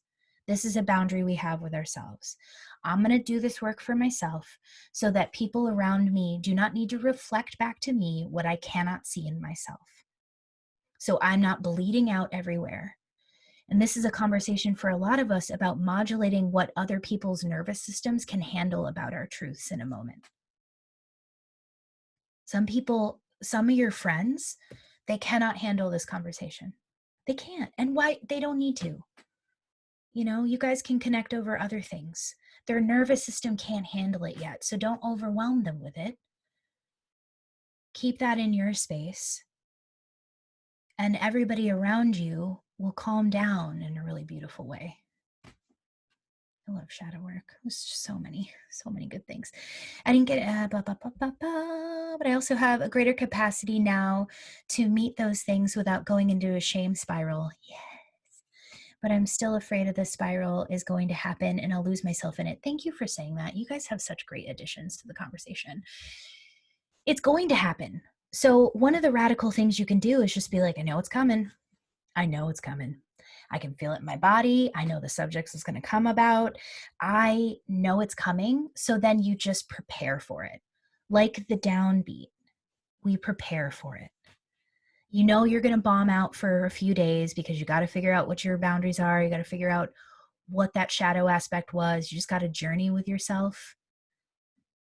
Just prepare for it. Just buy extra toilet paper and you'll make it through. Yeah, but being radical, kind of being a bit of a chaos witch, and almost like that story of me waking up and telling whatever was in my house to get the fuck out and basically becoming scarier than the scary thing.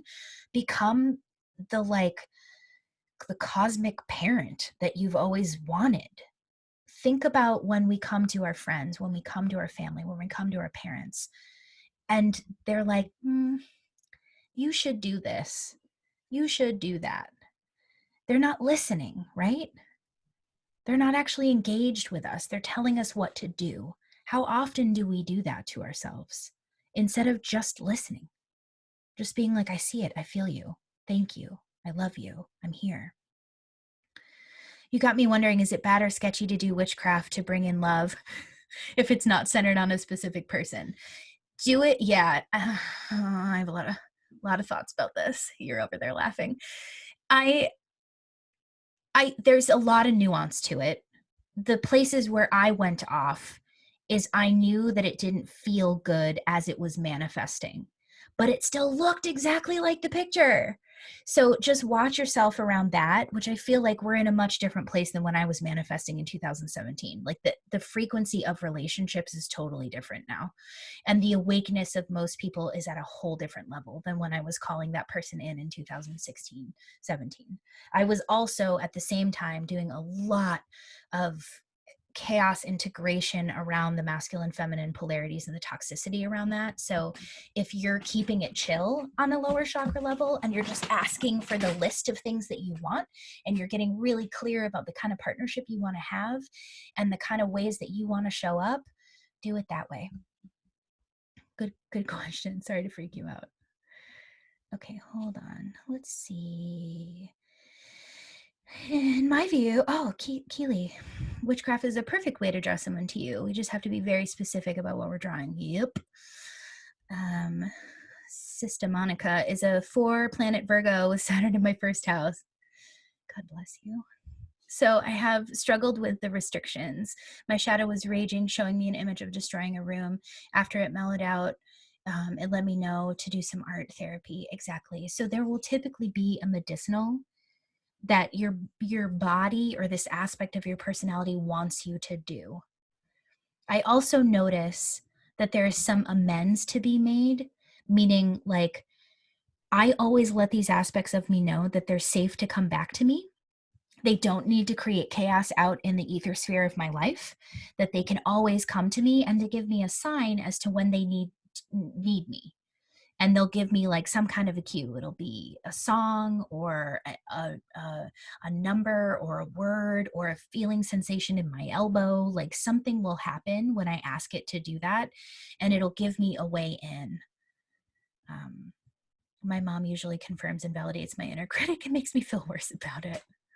Moms are good for that. I have a Virgo mother, so she looked at my Instagram. I was like, look at Mom, this is my Instagram. She goes, the first thing listed is you're a Jeep driver. What does that have to do with your work? I was like, thank you, Connecticut. I appreciate you. Monica, your timeline is similar to mine. I am also moving in with a new partner, and I didn't do witchcraft for. That's okay. That's okay. Would love to hear your thoughts on the shadowy statements of rage and anger. This is a really good question. As I have embraced my shadowy side, I notice I am quick-tempered with low to no filter, and I encounter BS when I encounter BS in other people, behaviors, and general themes of inequity and injustices. That impulsive rage is hard to hold. Yeah, it is. Thank you for bringing this up, because this is always part of the conversation in a shadow work class, is the emotional scale. You can cough. The emotional scale. The lower frequencies of the emotional scale are all the things we know as low vibe, right? Like the ways we don't want to feel: despondent, guilty, fill in the blank with all the shitty things. Then in the upper registers is like love and joy and connectivity and alignment and blah, blah, blah, all the things we want to feel. Because of course, we're oriented toward that stuff. Right smack in the middle of that little process is anger. So when most people go to feel something real bad, they'll move up the emotional scale and then they hit anger. Now, let's pause here for a second. What is our cultural response to anger? Can people handle it? Are people like, oh my God, you're pissed. Let's hear it. I can't wait to hear what's real for you. No. And if you happen to be in a femme-identified body, you're even more out of luck, because how dare you be fucking mad? How dare you not be a nurturing bomb? How dare you not make me comfortable? How dare you not be my perfect mommy? So a lot of people, because of that, they'll hit the rage and then they'll go back down. This is where the energy starts to move. Anger is where energy starts to move. The best way to handle anger is to close off your aura. Thank whatever it is that allowed you to feel that rage, and close off your space to you and just let the fire burn you alive. Because what it's going to do is burn away all of those patterns, all of that past pain that led you to know that your boundaries were being violated. Injustices and equality energy is rampant in our society right now. We're really clearing those pictures. The best way to handle it is to close off your aura and have an alchemical process, which requires heat, fire. So when you feel anger, you're right there. You're right there on the precipice of popping through and getting that energy flow up and down. Crescendo and descent, up and down, ascent, descent. That process gets stopped in the middle by rage. I know it's a really intense physical frequency, but if you can get yourself to thank the person that lit it up and be like, I got it, thank you. And then allow the energy to flow in you, allow the rage to come out. There's probably a deep level of sadness underneath the rage. And then you can process it. Then you can actually be with the sadness of the injustice. And then you have a space to have a new energy come in. And this is where we innovate.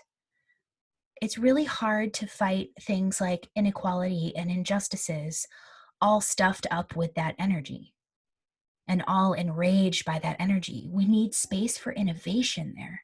So you need just like a little bit more energy frequency outside of the goddamn it, little bit more space, which you get by letting yourself feel it.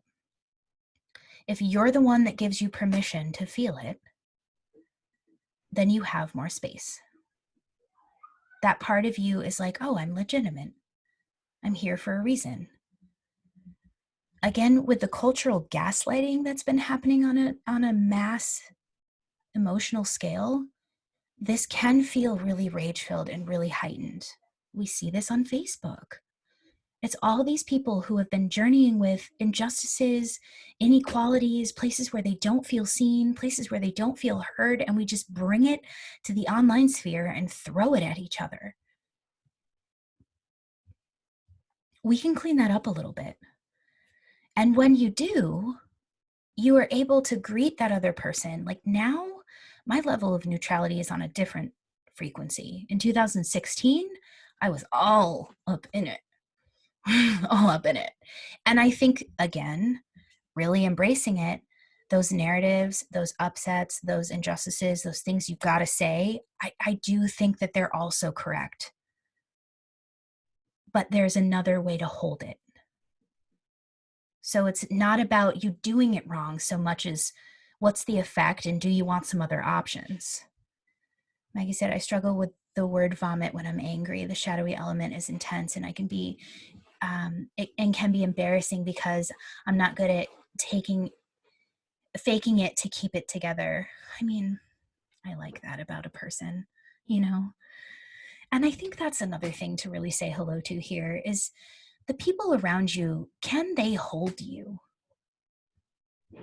Can they hold you in some of this stuff? You know, I like people that are like that. I want that around me.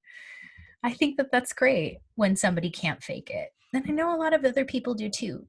So really finding your people that can hold you in where you're at right now, knowing that they might be a wave on the ocean of you, right? They might just be like this thing that you're journeying with and they're matching you there, being your soul family, coming in to like match this thing. And when the wave hits the shore, you might be like, okay, I cleared that energy. I don't have that same level of rage and I don't have that same level of connection to people. I actually had a very good best friend. We processed what we needed to a few years ago. I just was like, I just don't have any more, babe. I love you, but the connection between us is just, it's expired. So letting that be okay, letting relationships be something that can hold you and also be ephemeral at times, especially as you go through shadow awakening processes. We'll do that thing called trauma bonding, which can be worked through, can be ascended through, moved through, but it's also okay to just kind of trauma bond over something, clear the energy, recognize one another, give each other love, and separate out. Okay, same. What can that alchemical process look like? It looks like this. It looks like feeling your feelings. It looks like accepting whatever way that you're handling those feelings and allowing those energies to flow within you. That's what it looks like. The alchemical process specifically, I feel like, has a lot to do with anger as it relates to emotions. Letting yourself be angry, letting yourself be catalyzed by that person who made you angry. Okay. So let's do some more. Oh yeah, go ahead. Can I just ask you, what are your thoughts on allowing yourself to be ungrounded while you get into like those higher states of like rage and emotional processing? Because something that I'm like receiving lately, sorry, like as a psychic message from my guides is like, you don't have to be grounded. Like you don't have to keep grounding yourself. Like, oh, ground yourself, ground yourself. And this is like 100% respect to both sides, but like, can we just allow ourselves to eject, get out, move around, feel the things, and not always have to be grounded? Yes. So it's more a matter of safety. Are you safe to let yourself be in your process? Mm-hmm. And less about that grounding. Again, like it's really easy to learn these concepts and then flog ourselves with them. They're not supposed to be these tethers of like the apex of how it's supposed to be. They're just themes like, what does grounding and safety look like to you? You might actually get so safe and grounded that you can fly off the handle and go into the 12th dimensional frequency and bring back rage from that space and like do all these really cool things that your soul is meant to do. It's basically about learning how to trust yourself in that process. Are you safe to do that stuff? Are you safe to be enraged? Are you safe to be ungrounded? Yeah, because I've done a lot of work around grounding. Like I feel like this environment is like sort of my second stage of like navigating and like sort of testing the waters and seeing like how far can I go in not being grounded ish. And moving through some of the things that were very unsafe for me to process the first time I sort of moved through a lot of this psychic training, because I always knew when it was like, no, don't go there. And I pretty much stopped like at the heart and haven't fully, I think, gone through that second like level, you know, like in Lord of the Rings when Gandalf the Grey goes down and he fights the Balrog and he comes up as Gandalf the White. Yeah. I'm not comparing myself to Gandalf because that's pretty. Please do. But like I kind of feel like I'm navigating the waters of moving out of sort of a grounded space into a different sort of dimensional frequency to shift. Yep, you're going up. Of the gnarly gnars that are still left over. Yeah, perfect. There are so many layers and phases to this, you guys. Whatever one you find yourself in, whether you're in, this is the first time you've ever learned it and you're like, whoa, grounding, what is that? Or you've been doing this, like some people have been doing this on the call for years, almost a decade even. I'm looking at you, Allison.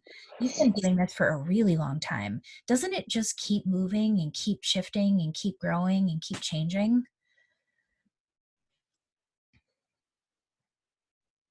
Oh my God, all the time.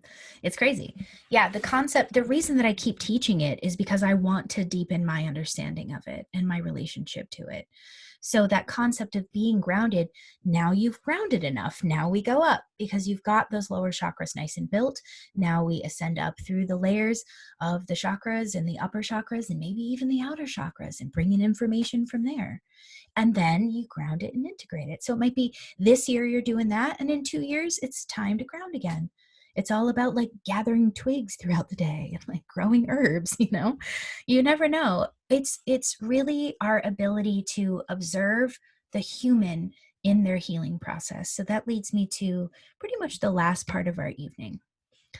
There are very few times I will ask you to drink some Kool-Aid.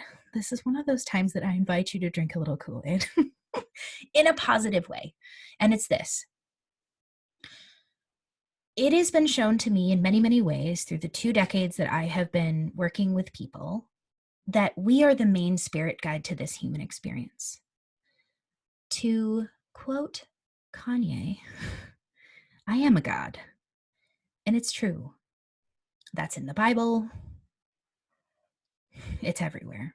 You are the creative force of the universe in human form. And because of all of the invalidating programming, because we have never figured out how powerful we are and how unbelievably capable we are. Humans are the only ones missing out on this concept that we're somehow like not the worst creatures in the entire universe. We are creative. We are God in human form, or whatever you want to call it. I call it God X. You can call it spirit. You can call it whatever. You are the creative force of the world. You are the all that is. Breathe into that. You are everything. Every goblin you saw as a child was just you in another form. Everyone you see that you're like, God, I wish I had their life, they're you in another form. I'm you in another form. That's you in another form. She's you in another form. Fill in the blank. You are the main guide, the main God to this human experience. So if you can't observe everything that comes up for this human with love and unconditional acceptance, including the part of you that comes up right after you're like, I'm unconditional acceptance, and it's like, I can't accept this.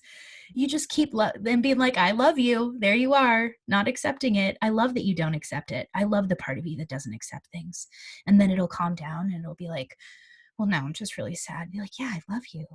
I love your sadness. Look at how much beautiful art you create.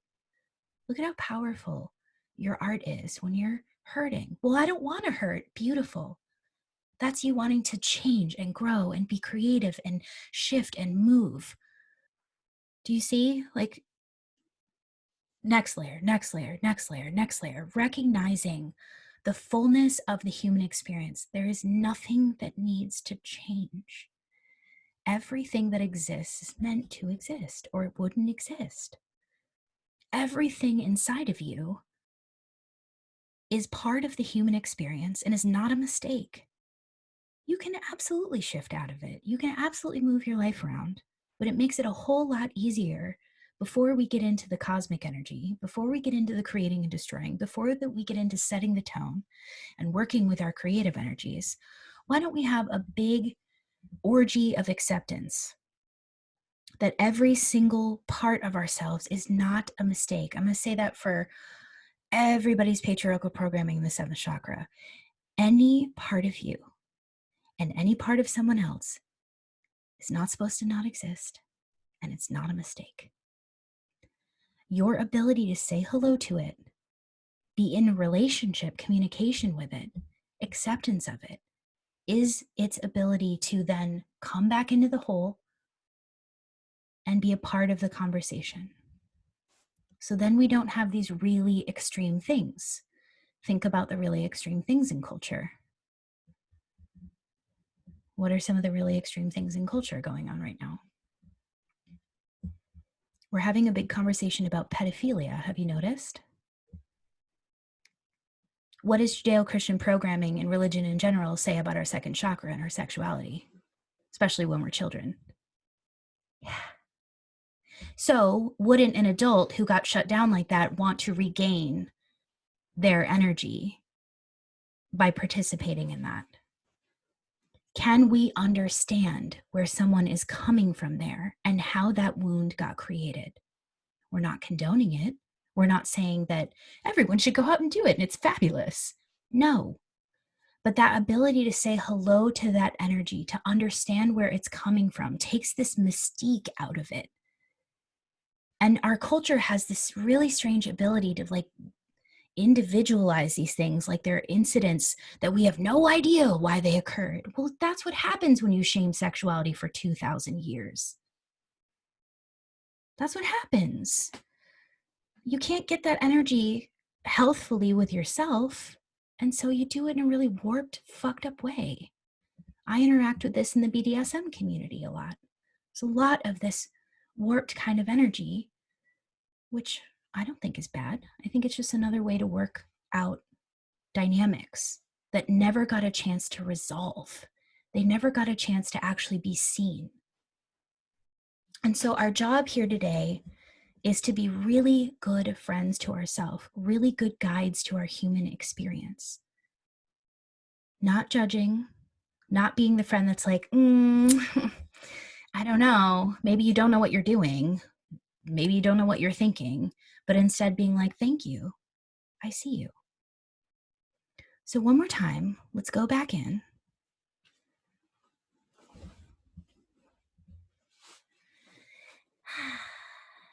Saying hello to all the extreme parts of humanity.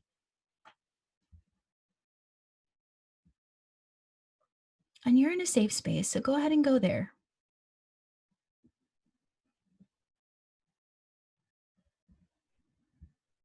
What are the worst parts of humanity?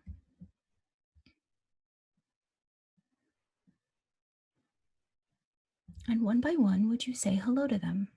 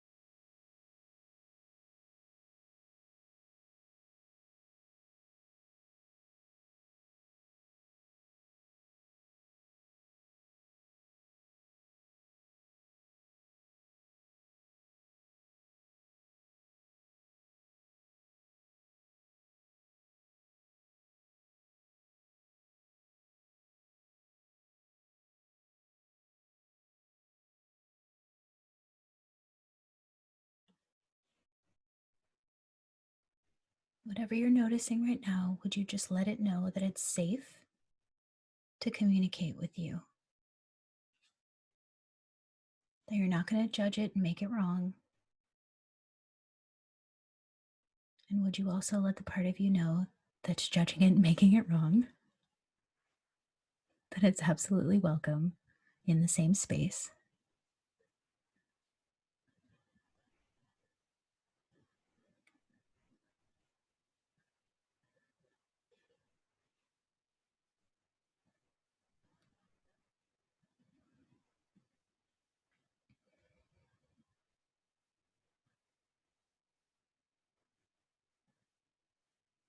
Would you say hello to the more unsavory parts of your own life and personality?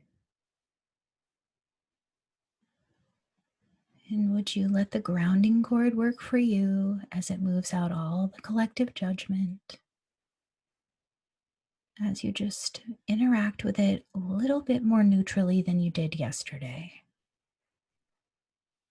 What does this part need from you? What is it trying to do for you?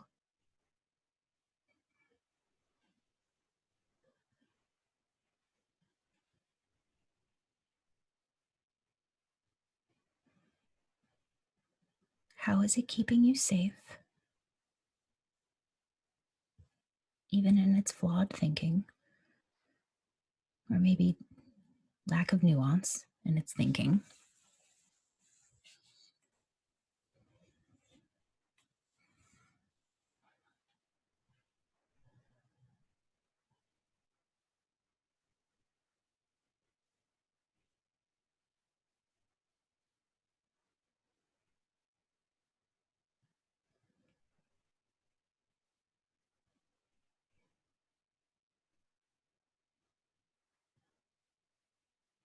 And for those of you who can, would you give it some gratitude for showing you your edge so that you can build strength?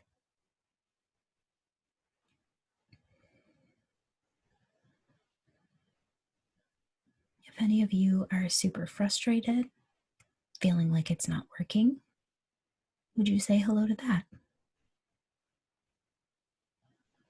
And would you notice how that's keeping you safe, protecting you?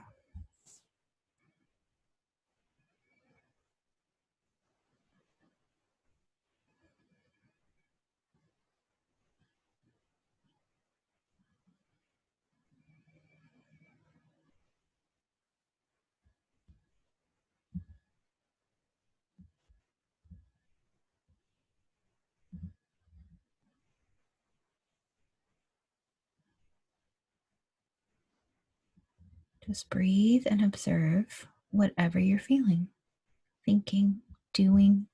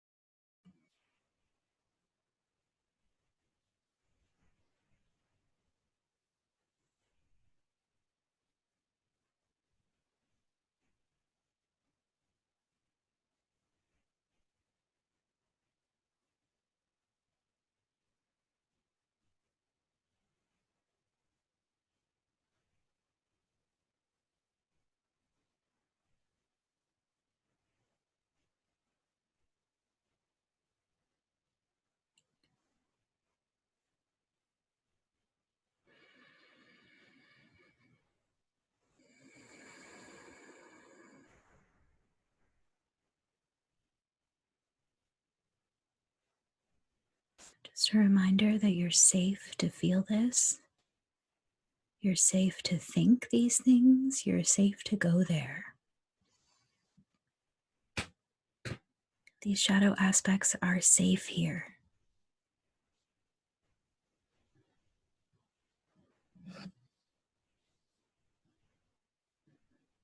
Keep allowing the next layer to step forward.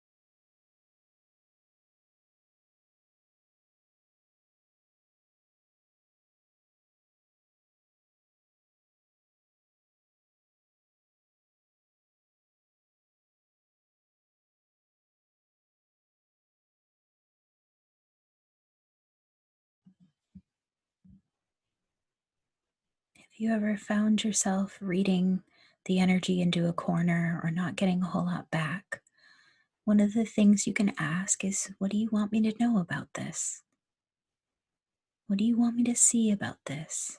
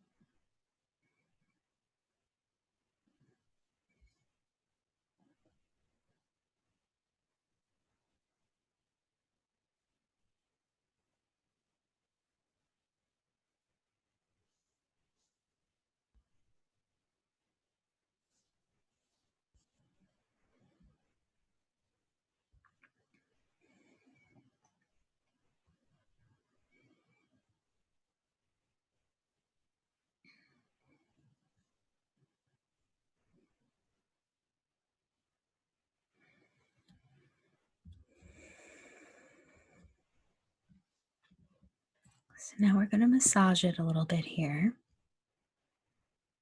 I want you to say hello to the times that you've been in a deep personal hell.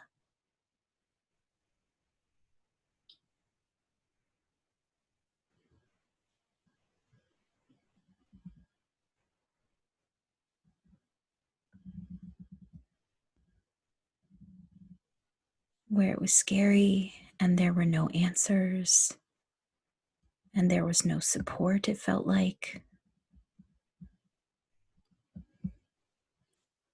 The spiritual folks call it dark night of the soul.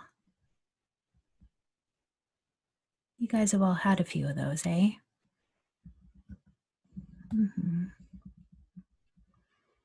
They're really scary to go through when you don't know any of this stuff. So would you reach back in time and give a big hug to that person, that part of you, that actual physical age when they were going through it?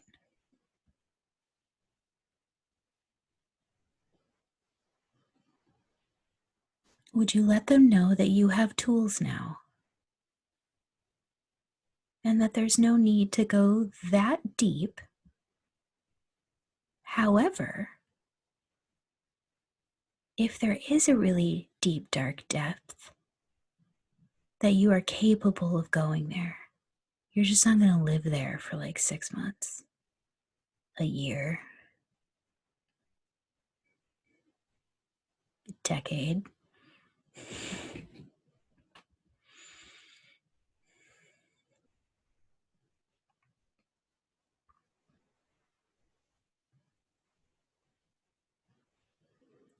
Give your past selves some comfort. They deserve it for getting you here. And in that moment, will you show you your strength? You got past it. You're here now. You survived.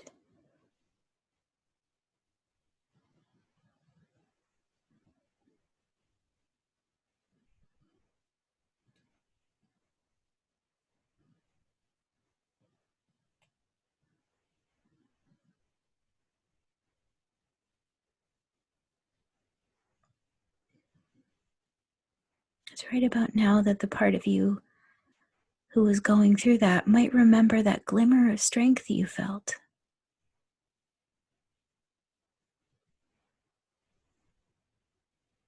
That's you reaching back right now.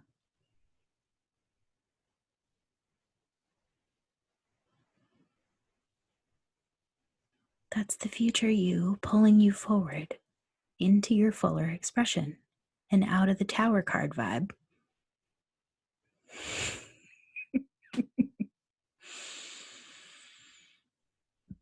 There will be other tower cards in your life, guaranteed. But you're going to handle them with a lot more grace. One, because collective consciousness is a lot lighter and will continue to do so. But two, you built strength and have tools.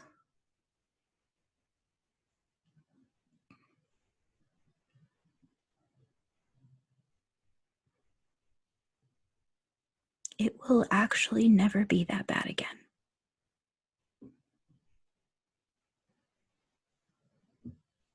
So breathe into that. Let your body know.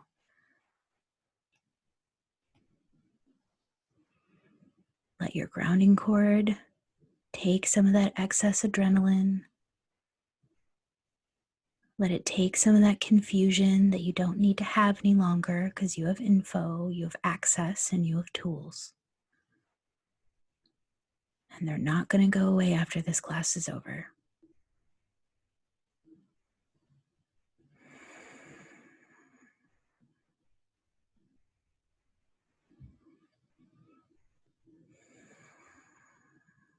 Taking a big, deep breath.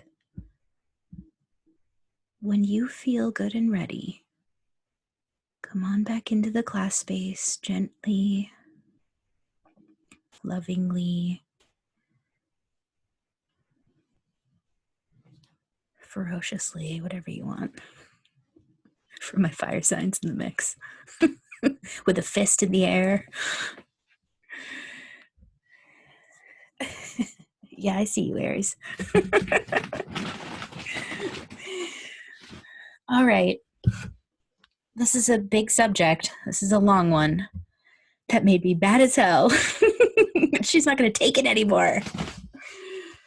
What made you mad? What do you notice? How did it go, guys? A lot of it was kind of like, oh, this shit again. Like, I have to come back here again. I thought I healed her, and I was like screaming at my younger self, like, why don't you fucking listen? You know, just being really horrible. Mm-hmm. So that's what I made myself mad. So what did your younger self do?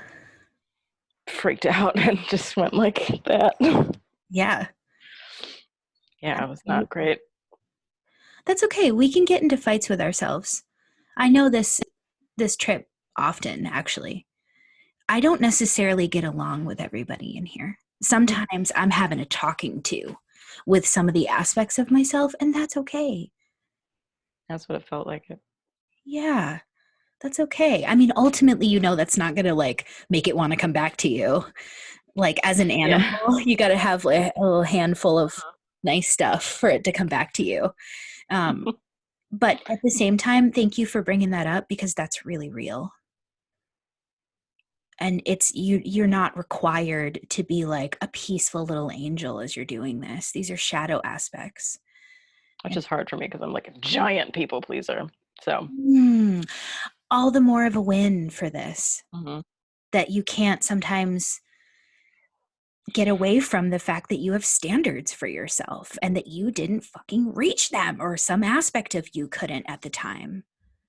Yeah. That's really beautiful. I think there's going to be a lot of beautiful unraveling that comes out of that. Thank you for sharing. Thank you for being honest about that because it's such a good fact of this. It's not always like, I love you, I respect you, you're amazing. I mean, that's ultimately where you will end up, which is why I highlight it, but that's real. I'm not like in here being at peace with every part of myself. I'm in here working, doing the work. I found myself wanting to find solutions when in reality, a lot of the problems that ignited in my shadow aspects can never be solved. Beautiful.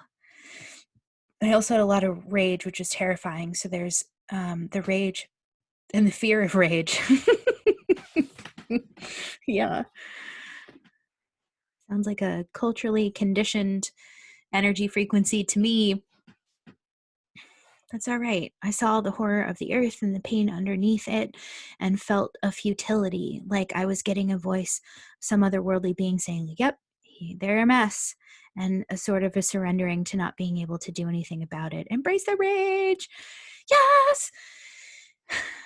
Yeah, this isn't going to like wrap itself up in a neat little package, my friends. This is a building of a relationship to the things we have pushed away and the kind of relationship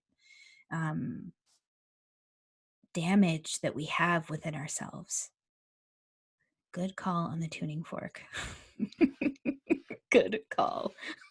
Thank you for introducing the tuning fork to the situation. Yeah, there's a lot of ways that we've been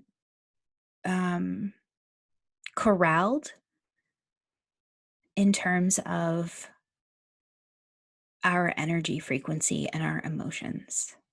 So I would go ahead and make it okay that nothing is off the table. Nothing is too wrong to feel. Nothing is too complex to feel. And you'll find your way through that.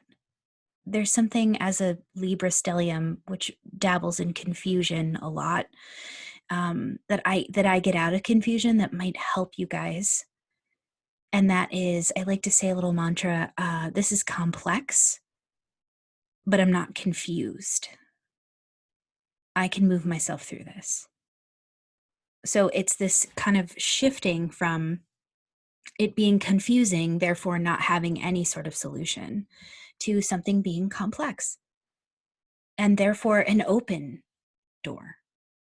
And the more that you do shadow work, the better you're going to get at opening the door. This is not something we'll just be going through tonight. Each one of these themes are something that will very easily make themselves and build upon themselves over the weeks. So wherever you find yourself tonight with it, just be in a level of presence with it, acceptance with it, because it will shift.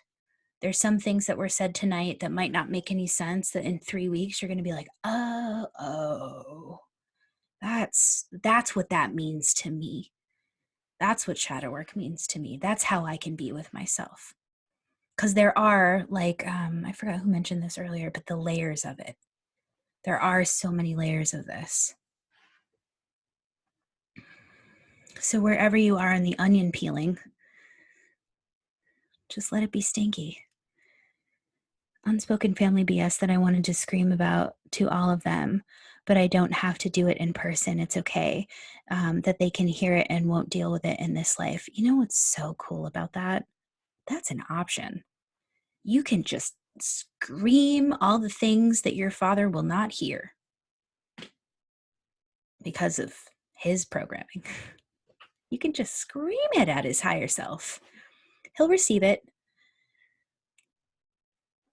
And that's a good way to do some collective witchcraft too. If you guys get really, really, really angry about something and you want to affect change around it, letting that energy flow to that subject, but not necessarily letting it out of your sphere. It's such a potent energy for transformation. That's the kind of the rub of this. If you can hold your larger experiences in your space without having to bleed out and overflow everywhere, they will show you how to build strength and build power in that way. You'll see what I'm talking about over time. The more you hold it in your space, the more you're like, oh, I can handle this. And now when somebody's losing their shit over something and it used to light you up and you were like, oh my God, they're mad at me. And all your inner child selves are like, mommy issues or whatever. When somebody gets mad, now you'll be like, yeah, they're pissed. They're pissed and they're pissed at me about this thing. And like your nervous system's not shaking and freaking out. You're just like, okay, because you were able to handle it in yourself. Now, each one of you is going to have a unique way that happens. So make space for that over the next 5 weeks, especially, and pretty much forevermore. Before we go into the last bit of it here, I want to remind you that each one of these classes is like a different platform that your energy raises to, and we're not dropping down from there. That's a bit of the contract with me in doing this work, is that I want people to build that strength and then be up here. That is accessible to you. That's already happening. So every time you do this work, you take another layer off, it doesn't go back on. That's not how this works. You're now at a new integration level and you go deeper from there. So if there's some part of you, some shadow aspect of you that's like, it's all gonna come back. You're doomed. You're always gonna be stuck in this. It's not true. These things crescendo and they come up and you kind of feel like you're right against, it feels like an electric fence to me when I'm right up on the stimulated picture before it's about to clear, or the stimulated energy. And I just lean into it, breathe, be like, okay, I'm going to let this energy clear from me. Know what your medicinals are during that time and give them to yourself. Oh, and to speak to won't deal with this and it won't deal with it in this lifetime. That's legit. And also, we don't necessarily know that. And I can tell you from being a psychic child that actualized their abilities as an adult, my parents have massively benefited from this, like massively benefited from me doing the work that I'm doing. They've been able to take strides I never thought they would do. So don't be surprised if all of a sudden in a couple of years they're dealing with it in this lifetime and you're like, what? I remembered a very sad part of me as a child when I used to literally hit myself and say, I hate myself. I haven't thought of that in years. I figured out that it was because of ancestral trauma. And I literally said, fuck you to great grandma in my head for how she treated my grandma, which I somehow took on. Yep. That's it right there. The rub of working in the body is that you become aware of a lot of that ancestral DNA stuff. We're having a lot of those cultural conversations, aren't we? With the white people. We're really, when I first started doing this work, I was like, okay, we have something called white programming. And people were like, what? Yeah, here's all the white programming. Here it is. Here's the stuff that is really problematic. Here are the ways that it could work for us. Here are the ways that we could flip it. But it was like mind-blowing to people that we had a genetic memory and that we could work with it in present time. Now it's commonplace. Thank God for the internet. Everybody's talking about it. Everybody sees that it's this deep ancestral trauma. It's colonization and imperialism and all the isms and racisms and sexisms and white supremacy and the way that we perpetuate these things through our spaces, hierarchies and supremacies of all kinds, right? These are the things that are affecting our ability to be whole people. These kind of control mechanisms on our emotions, what's wrong, what's right, what's this, what's that, like all this black and white stuff, which is still hugely in spirituality and drives me fucking crazy. Drives me crazy, the amount of recycled puritanical garbage in spirituality. Even up till this day, I don't really work with a lot of people who are teachers and big name. I don't read stuff from them. I don't pay attention to them because it's just recycled puritanical trauma over and over again. A lot of relational and sexual healing coaches are just recycling puritanical sexual ideas with each other. I'm not interested. I'm much more interested in us being able to greet our humanity in every way, shape, and form. Yet my great-grandma rejected my grandma because she was a girl. Yeah, that's what happened to my grandma. Yeah. This was a couple generations ago. Natalie, I'm sure you know this, but they did a study on the great-grandchildren of the people that were in the concentration camps, and they found the same level of trauma running through their nervous systems as the people who experienced it themselves. So slavery, financial slavery, work trauma, you name it. You name it. The way that certain genders have been raped, certain genders have been forced into other roles. Like, it's just That's what's a mess, is the programming. Humanity is fucking brilliant. We're incredible. But it's this box of normalcy, of what's right and what's wrong, that made our grandmothers terrorize our mothers, and our great grandmothers terrorize them before that. We're going to undo a lot of that in the last class with the womb. Yeah, I've been working hardcore on my 3rd gen Holocaust patterning this year. It's real. It's in our bodies. And if we want to take our bodies along for this lifetime and this ride, we've got to be able to say hello to it. We've got to work our way through it. We've got to find balanced answers around it. And I mean balance in terms of like there's peace in our energy frequency. You deserve to have answers to your questions. You deserve to have resolution to these long-term traumas. You deserve that. That's your birthright. You are not so wrong that you can't have that or that you shouldn't have access to it, which is why I show up and teach these classes. I think it's unfair. I don't think we have free will otherwise, even though that's the game on this planet, apparently, kind of. You can choose, except for if you have 2,000 years of trauma running through your body. Good luck choosing. Good luck manifesting your best life. So we don't want that. We want to be able to greet every single part of ourselves, no matter what comes up, every single part of our humanity. It's a full grasp around our humanity and a full yes to saying hello to every experience of that. Maggie asked, do you find other people's shadowy aspects can get trapped in our energetic spheres, or is this flaky boundaries or overly sensitive qualities? I think that we mirror for each other. It's just that the mirrors aren't one-to-one. I find this in relationship a lot because still my relational space is clogged with some programming energy because of the amount of work that I do on the polarities. I still haven't quite integrated the highest version of that, which is why you don't see me teaching on relationship yet. There's been a body of work that's moved through me for 5 years, and it's just still working on me until I get it right. So I don't think it's a one-to-one. I have this energy in my frequency, and this is why it's so important to be psychic, multi-dimensionally aware, because then you're not going, well, I don't have that problem, so fuck you, because you have that problem and I don't. If you look at it as like a funhouse mirror, it's the similar energy. It's a different way to function. The easiest way to understand that is the empath and narcissist axis. It's the same codependence. The empath needs someone to glimmer and be powerful because they don't feel powerful. They feel encumbered.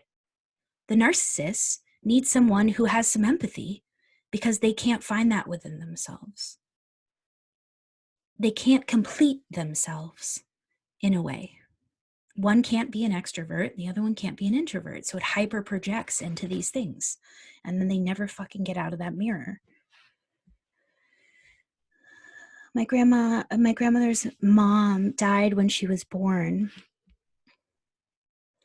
Then she was abused by her stepmother basically till she left home. She was so confused about what mom was. Yeah. Ooh, mom wounds. Mom wounds. It must be Mother's Day pretty soon, huh, you guys? Saying hello to that feminine line. The tragic mess that is. I've been digging into my ancestry a lot lately too, and recently realized that my maternal grandmother was a 3rd and 4th gen German American, whereas my paternal grandmother was only 1st gen Polish American. That aha alone made a lot of sense in the type of upbringing my father must have had, who I no longer have a relationship with, probably because of that programming that he can't clear. Oof, it started a chain that even more ahas to explore. Totally. What do you think about empathic kids taking on relieving their parents of pain? I think I did that when my mother, who was emotionally abused by her mother, the Holocaust survivor. Absolutely. Absolutely. I took on all that stuff for my parents who couldn't process it. Yeah. So the flip side of all of that stuff, right?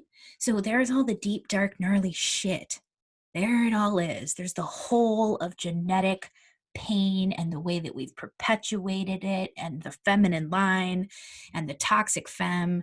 There it all is. And in each one of those things, you have been born with the ability to say hello to that energy and actualize the functional aspect of that, and the ability to say hello to it in the world in a very unique and healing way. Every single time I find a deep, dark, cavernous hole, which, by the way, it isn't yours to solve, which is why it's unsolvable.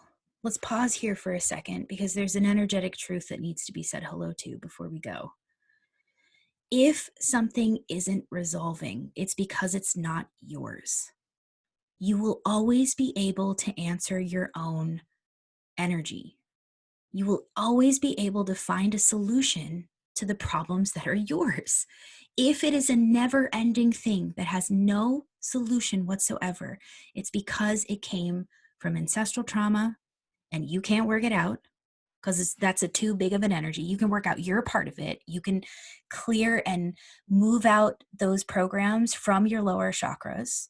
You can move them out from all the upper chakras and all the layers of your aura. You can find where that programming is and handle it differently. And in doing so, instead of it being this like pulsing, painful, like thing here that's holding all your energy, it resolves. And then you can actualize the other side of it, the balance part of it. Again, all of this stuff was not a mistake. From a non-physical perspective, you looked down on all of this and was like, look at all that pain. That's going to catalyze everything in this lifetime. Like, I'm going to be the master of this type of frequency, because that is the deepest experience I've had of it. When you move into neutrality, which we'll work on more next week, when you move into that neutrality space, so much of the gifts that you can't focus on when you're just focusing on this like deep wounding thing here, this like, it's like an alarm going off in your space, right?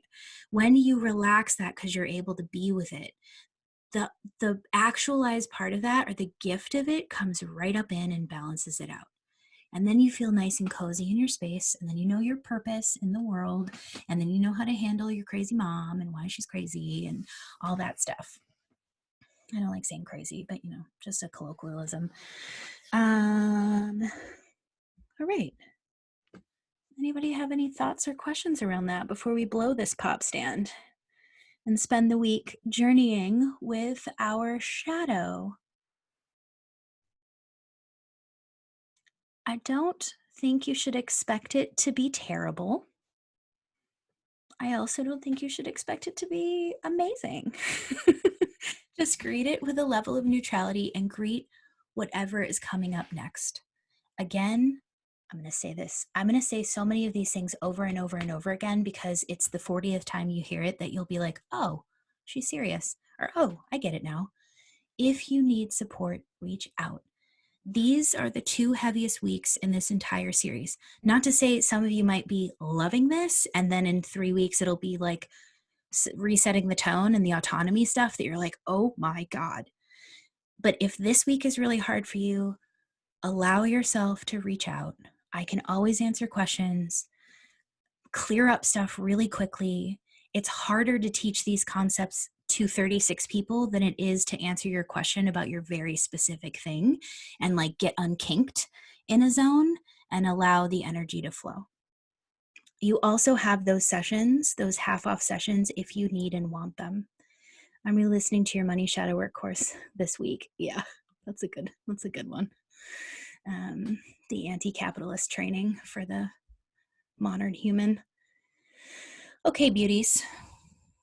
Let's clear the class energy out so that you can float into your individual space and have a really nice sleep. Set yourself up for a really good week. Go ahead and close your eyes. Would you notice a big black bubble out in front of you? So shiny, so black.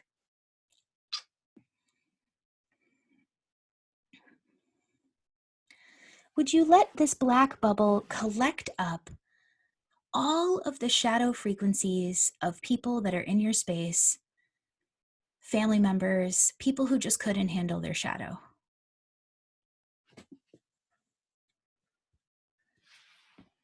Would you let this little black ball just absorb all their shadow?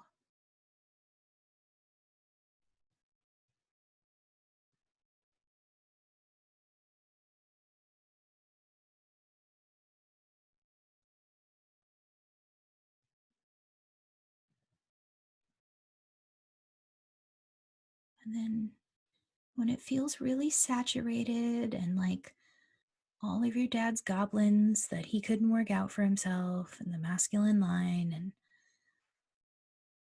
the feminine line and all the perpetuated toxicity of that, just absorbed into that ball. Let it float out of your space. Before it goes too far, would you also shoot in all of the energy of you possibly doing this wrong right now or somehow not getting it? Let the ball also absorb that. Would you let it float out from your space and blow up? And then would you be in your body and watch as all of those aspects go back to their owners, which is the only place they can resolve themselves, is in the space of the people who need it. And would you see these people being able to get with it? Having an aha moment as we speak. Oh my God, I was abusive.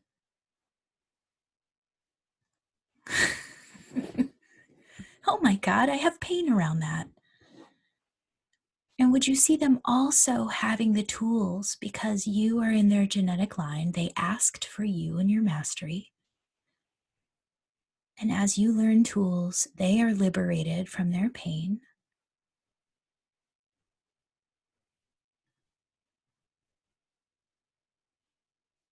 Would you see them being able to handle it, being able to see themselves, and being able to put that energy down their own grounding cord? In fact, imagine them having their own grounding cord.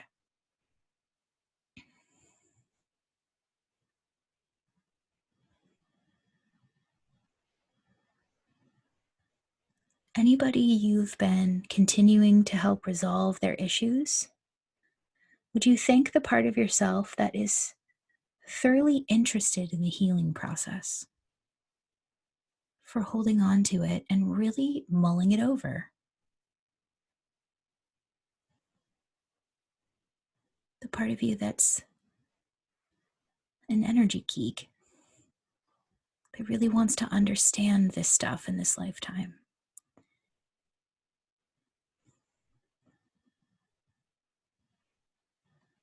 Yeah, see how that balances it out?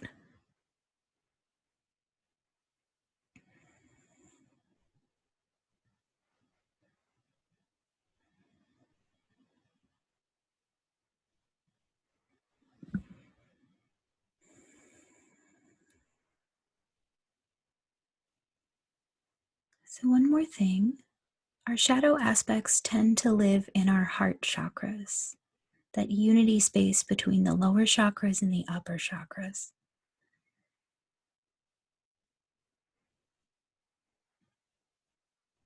This is where your ego is, your identity. So if there are any aspects of you that have not felt safe to be who they are, would you let them know that you are here, you are listening, and that you will always be there for them? And have them give you a sign when they need you. What's the universal symbol this week of needing to do some checking in with the shadow elements?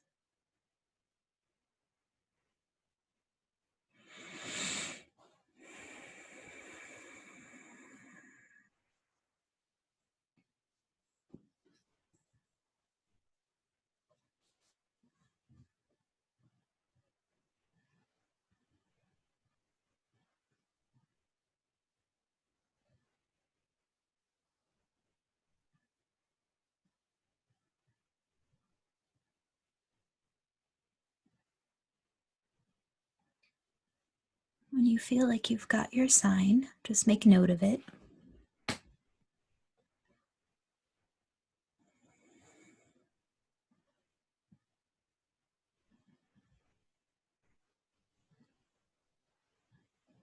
Maybe write it on your hand every day. Remind yourself of it. Put it in your phone as a reminder that when you feel this cue, see this thing, hear this thing, whatever it was, that it's time to check in. And to let whoever needs to speak have the floor as you watch and guide your human experience into healing through being a safe place with yourself.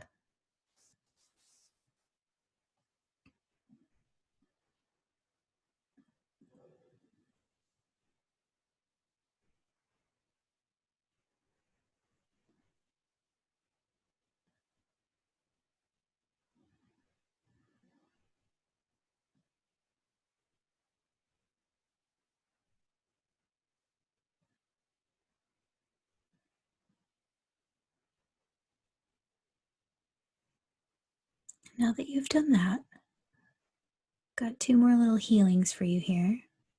Should take a couple minutes and then you're out. So enjoy the next few minutes.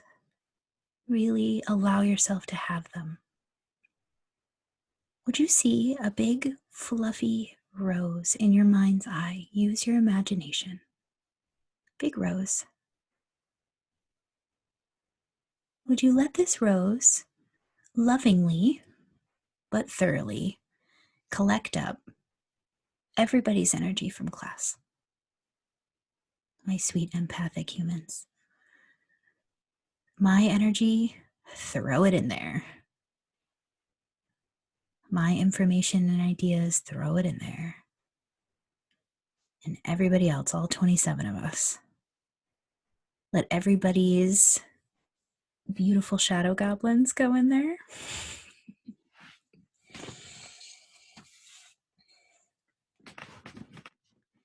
Let the whole energy of the class move into this rose.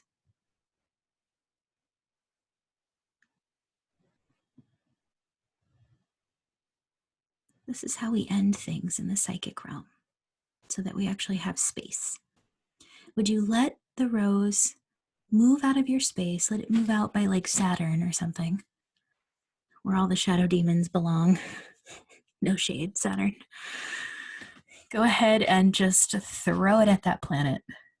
Let the rings blow it up.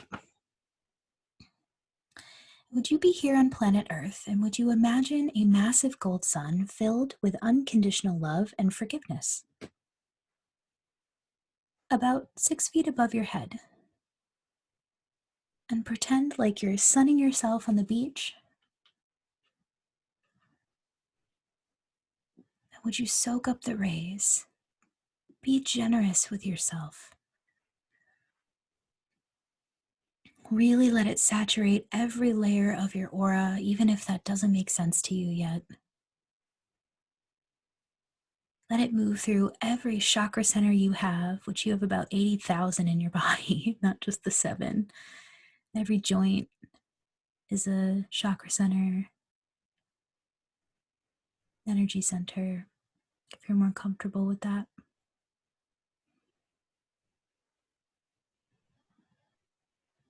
Breathing and allowing unconditional love to move through your space, healing and restoring any areas that have been weakened.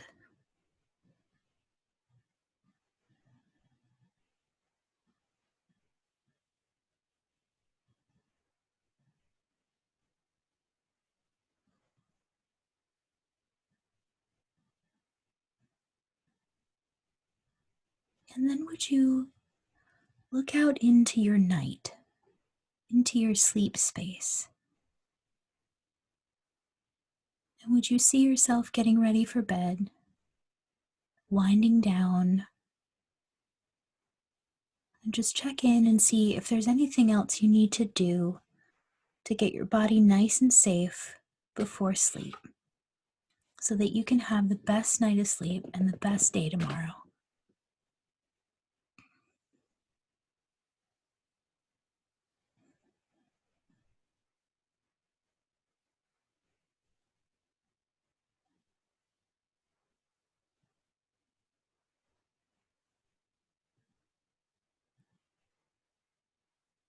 When you're ready, flow a little bit more of that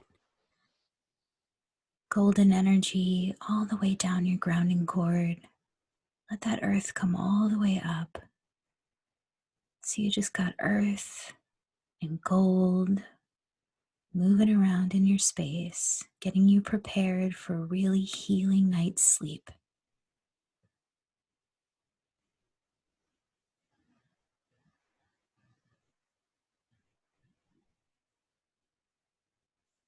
And whenever you're ready, let your body know that you're going to be coming out of class and into your own individual spaces.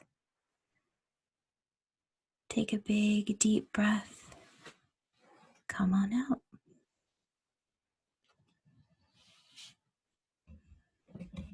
And that's our collaborative class on shadow work. Thanks for coming to play with me tonight. Mwah. If you have questions, if you need anything, get at me. And the link to book those sessions is in your student portal. Also, should you need anything extra in your student portal, let me know. I'm happy to upload it. Mwah. Good job, guys. Thank you.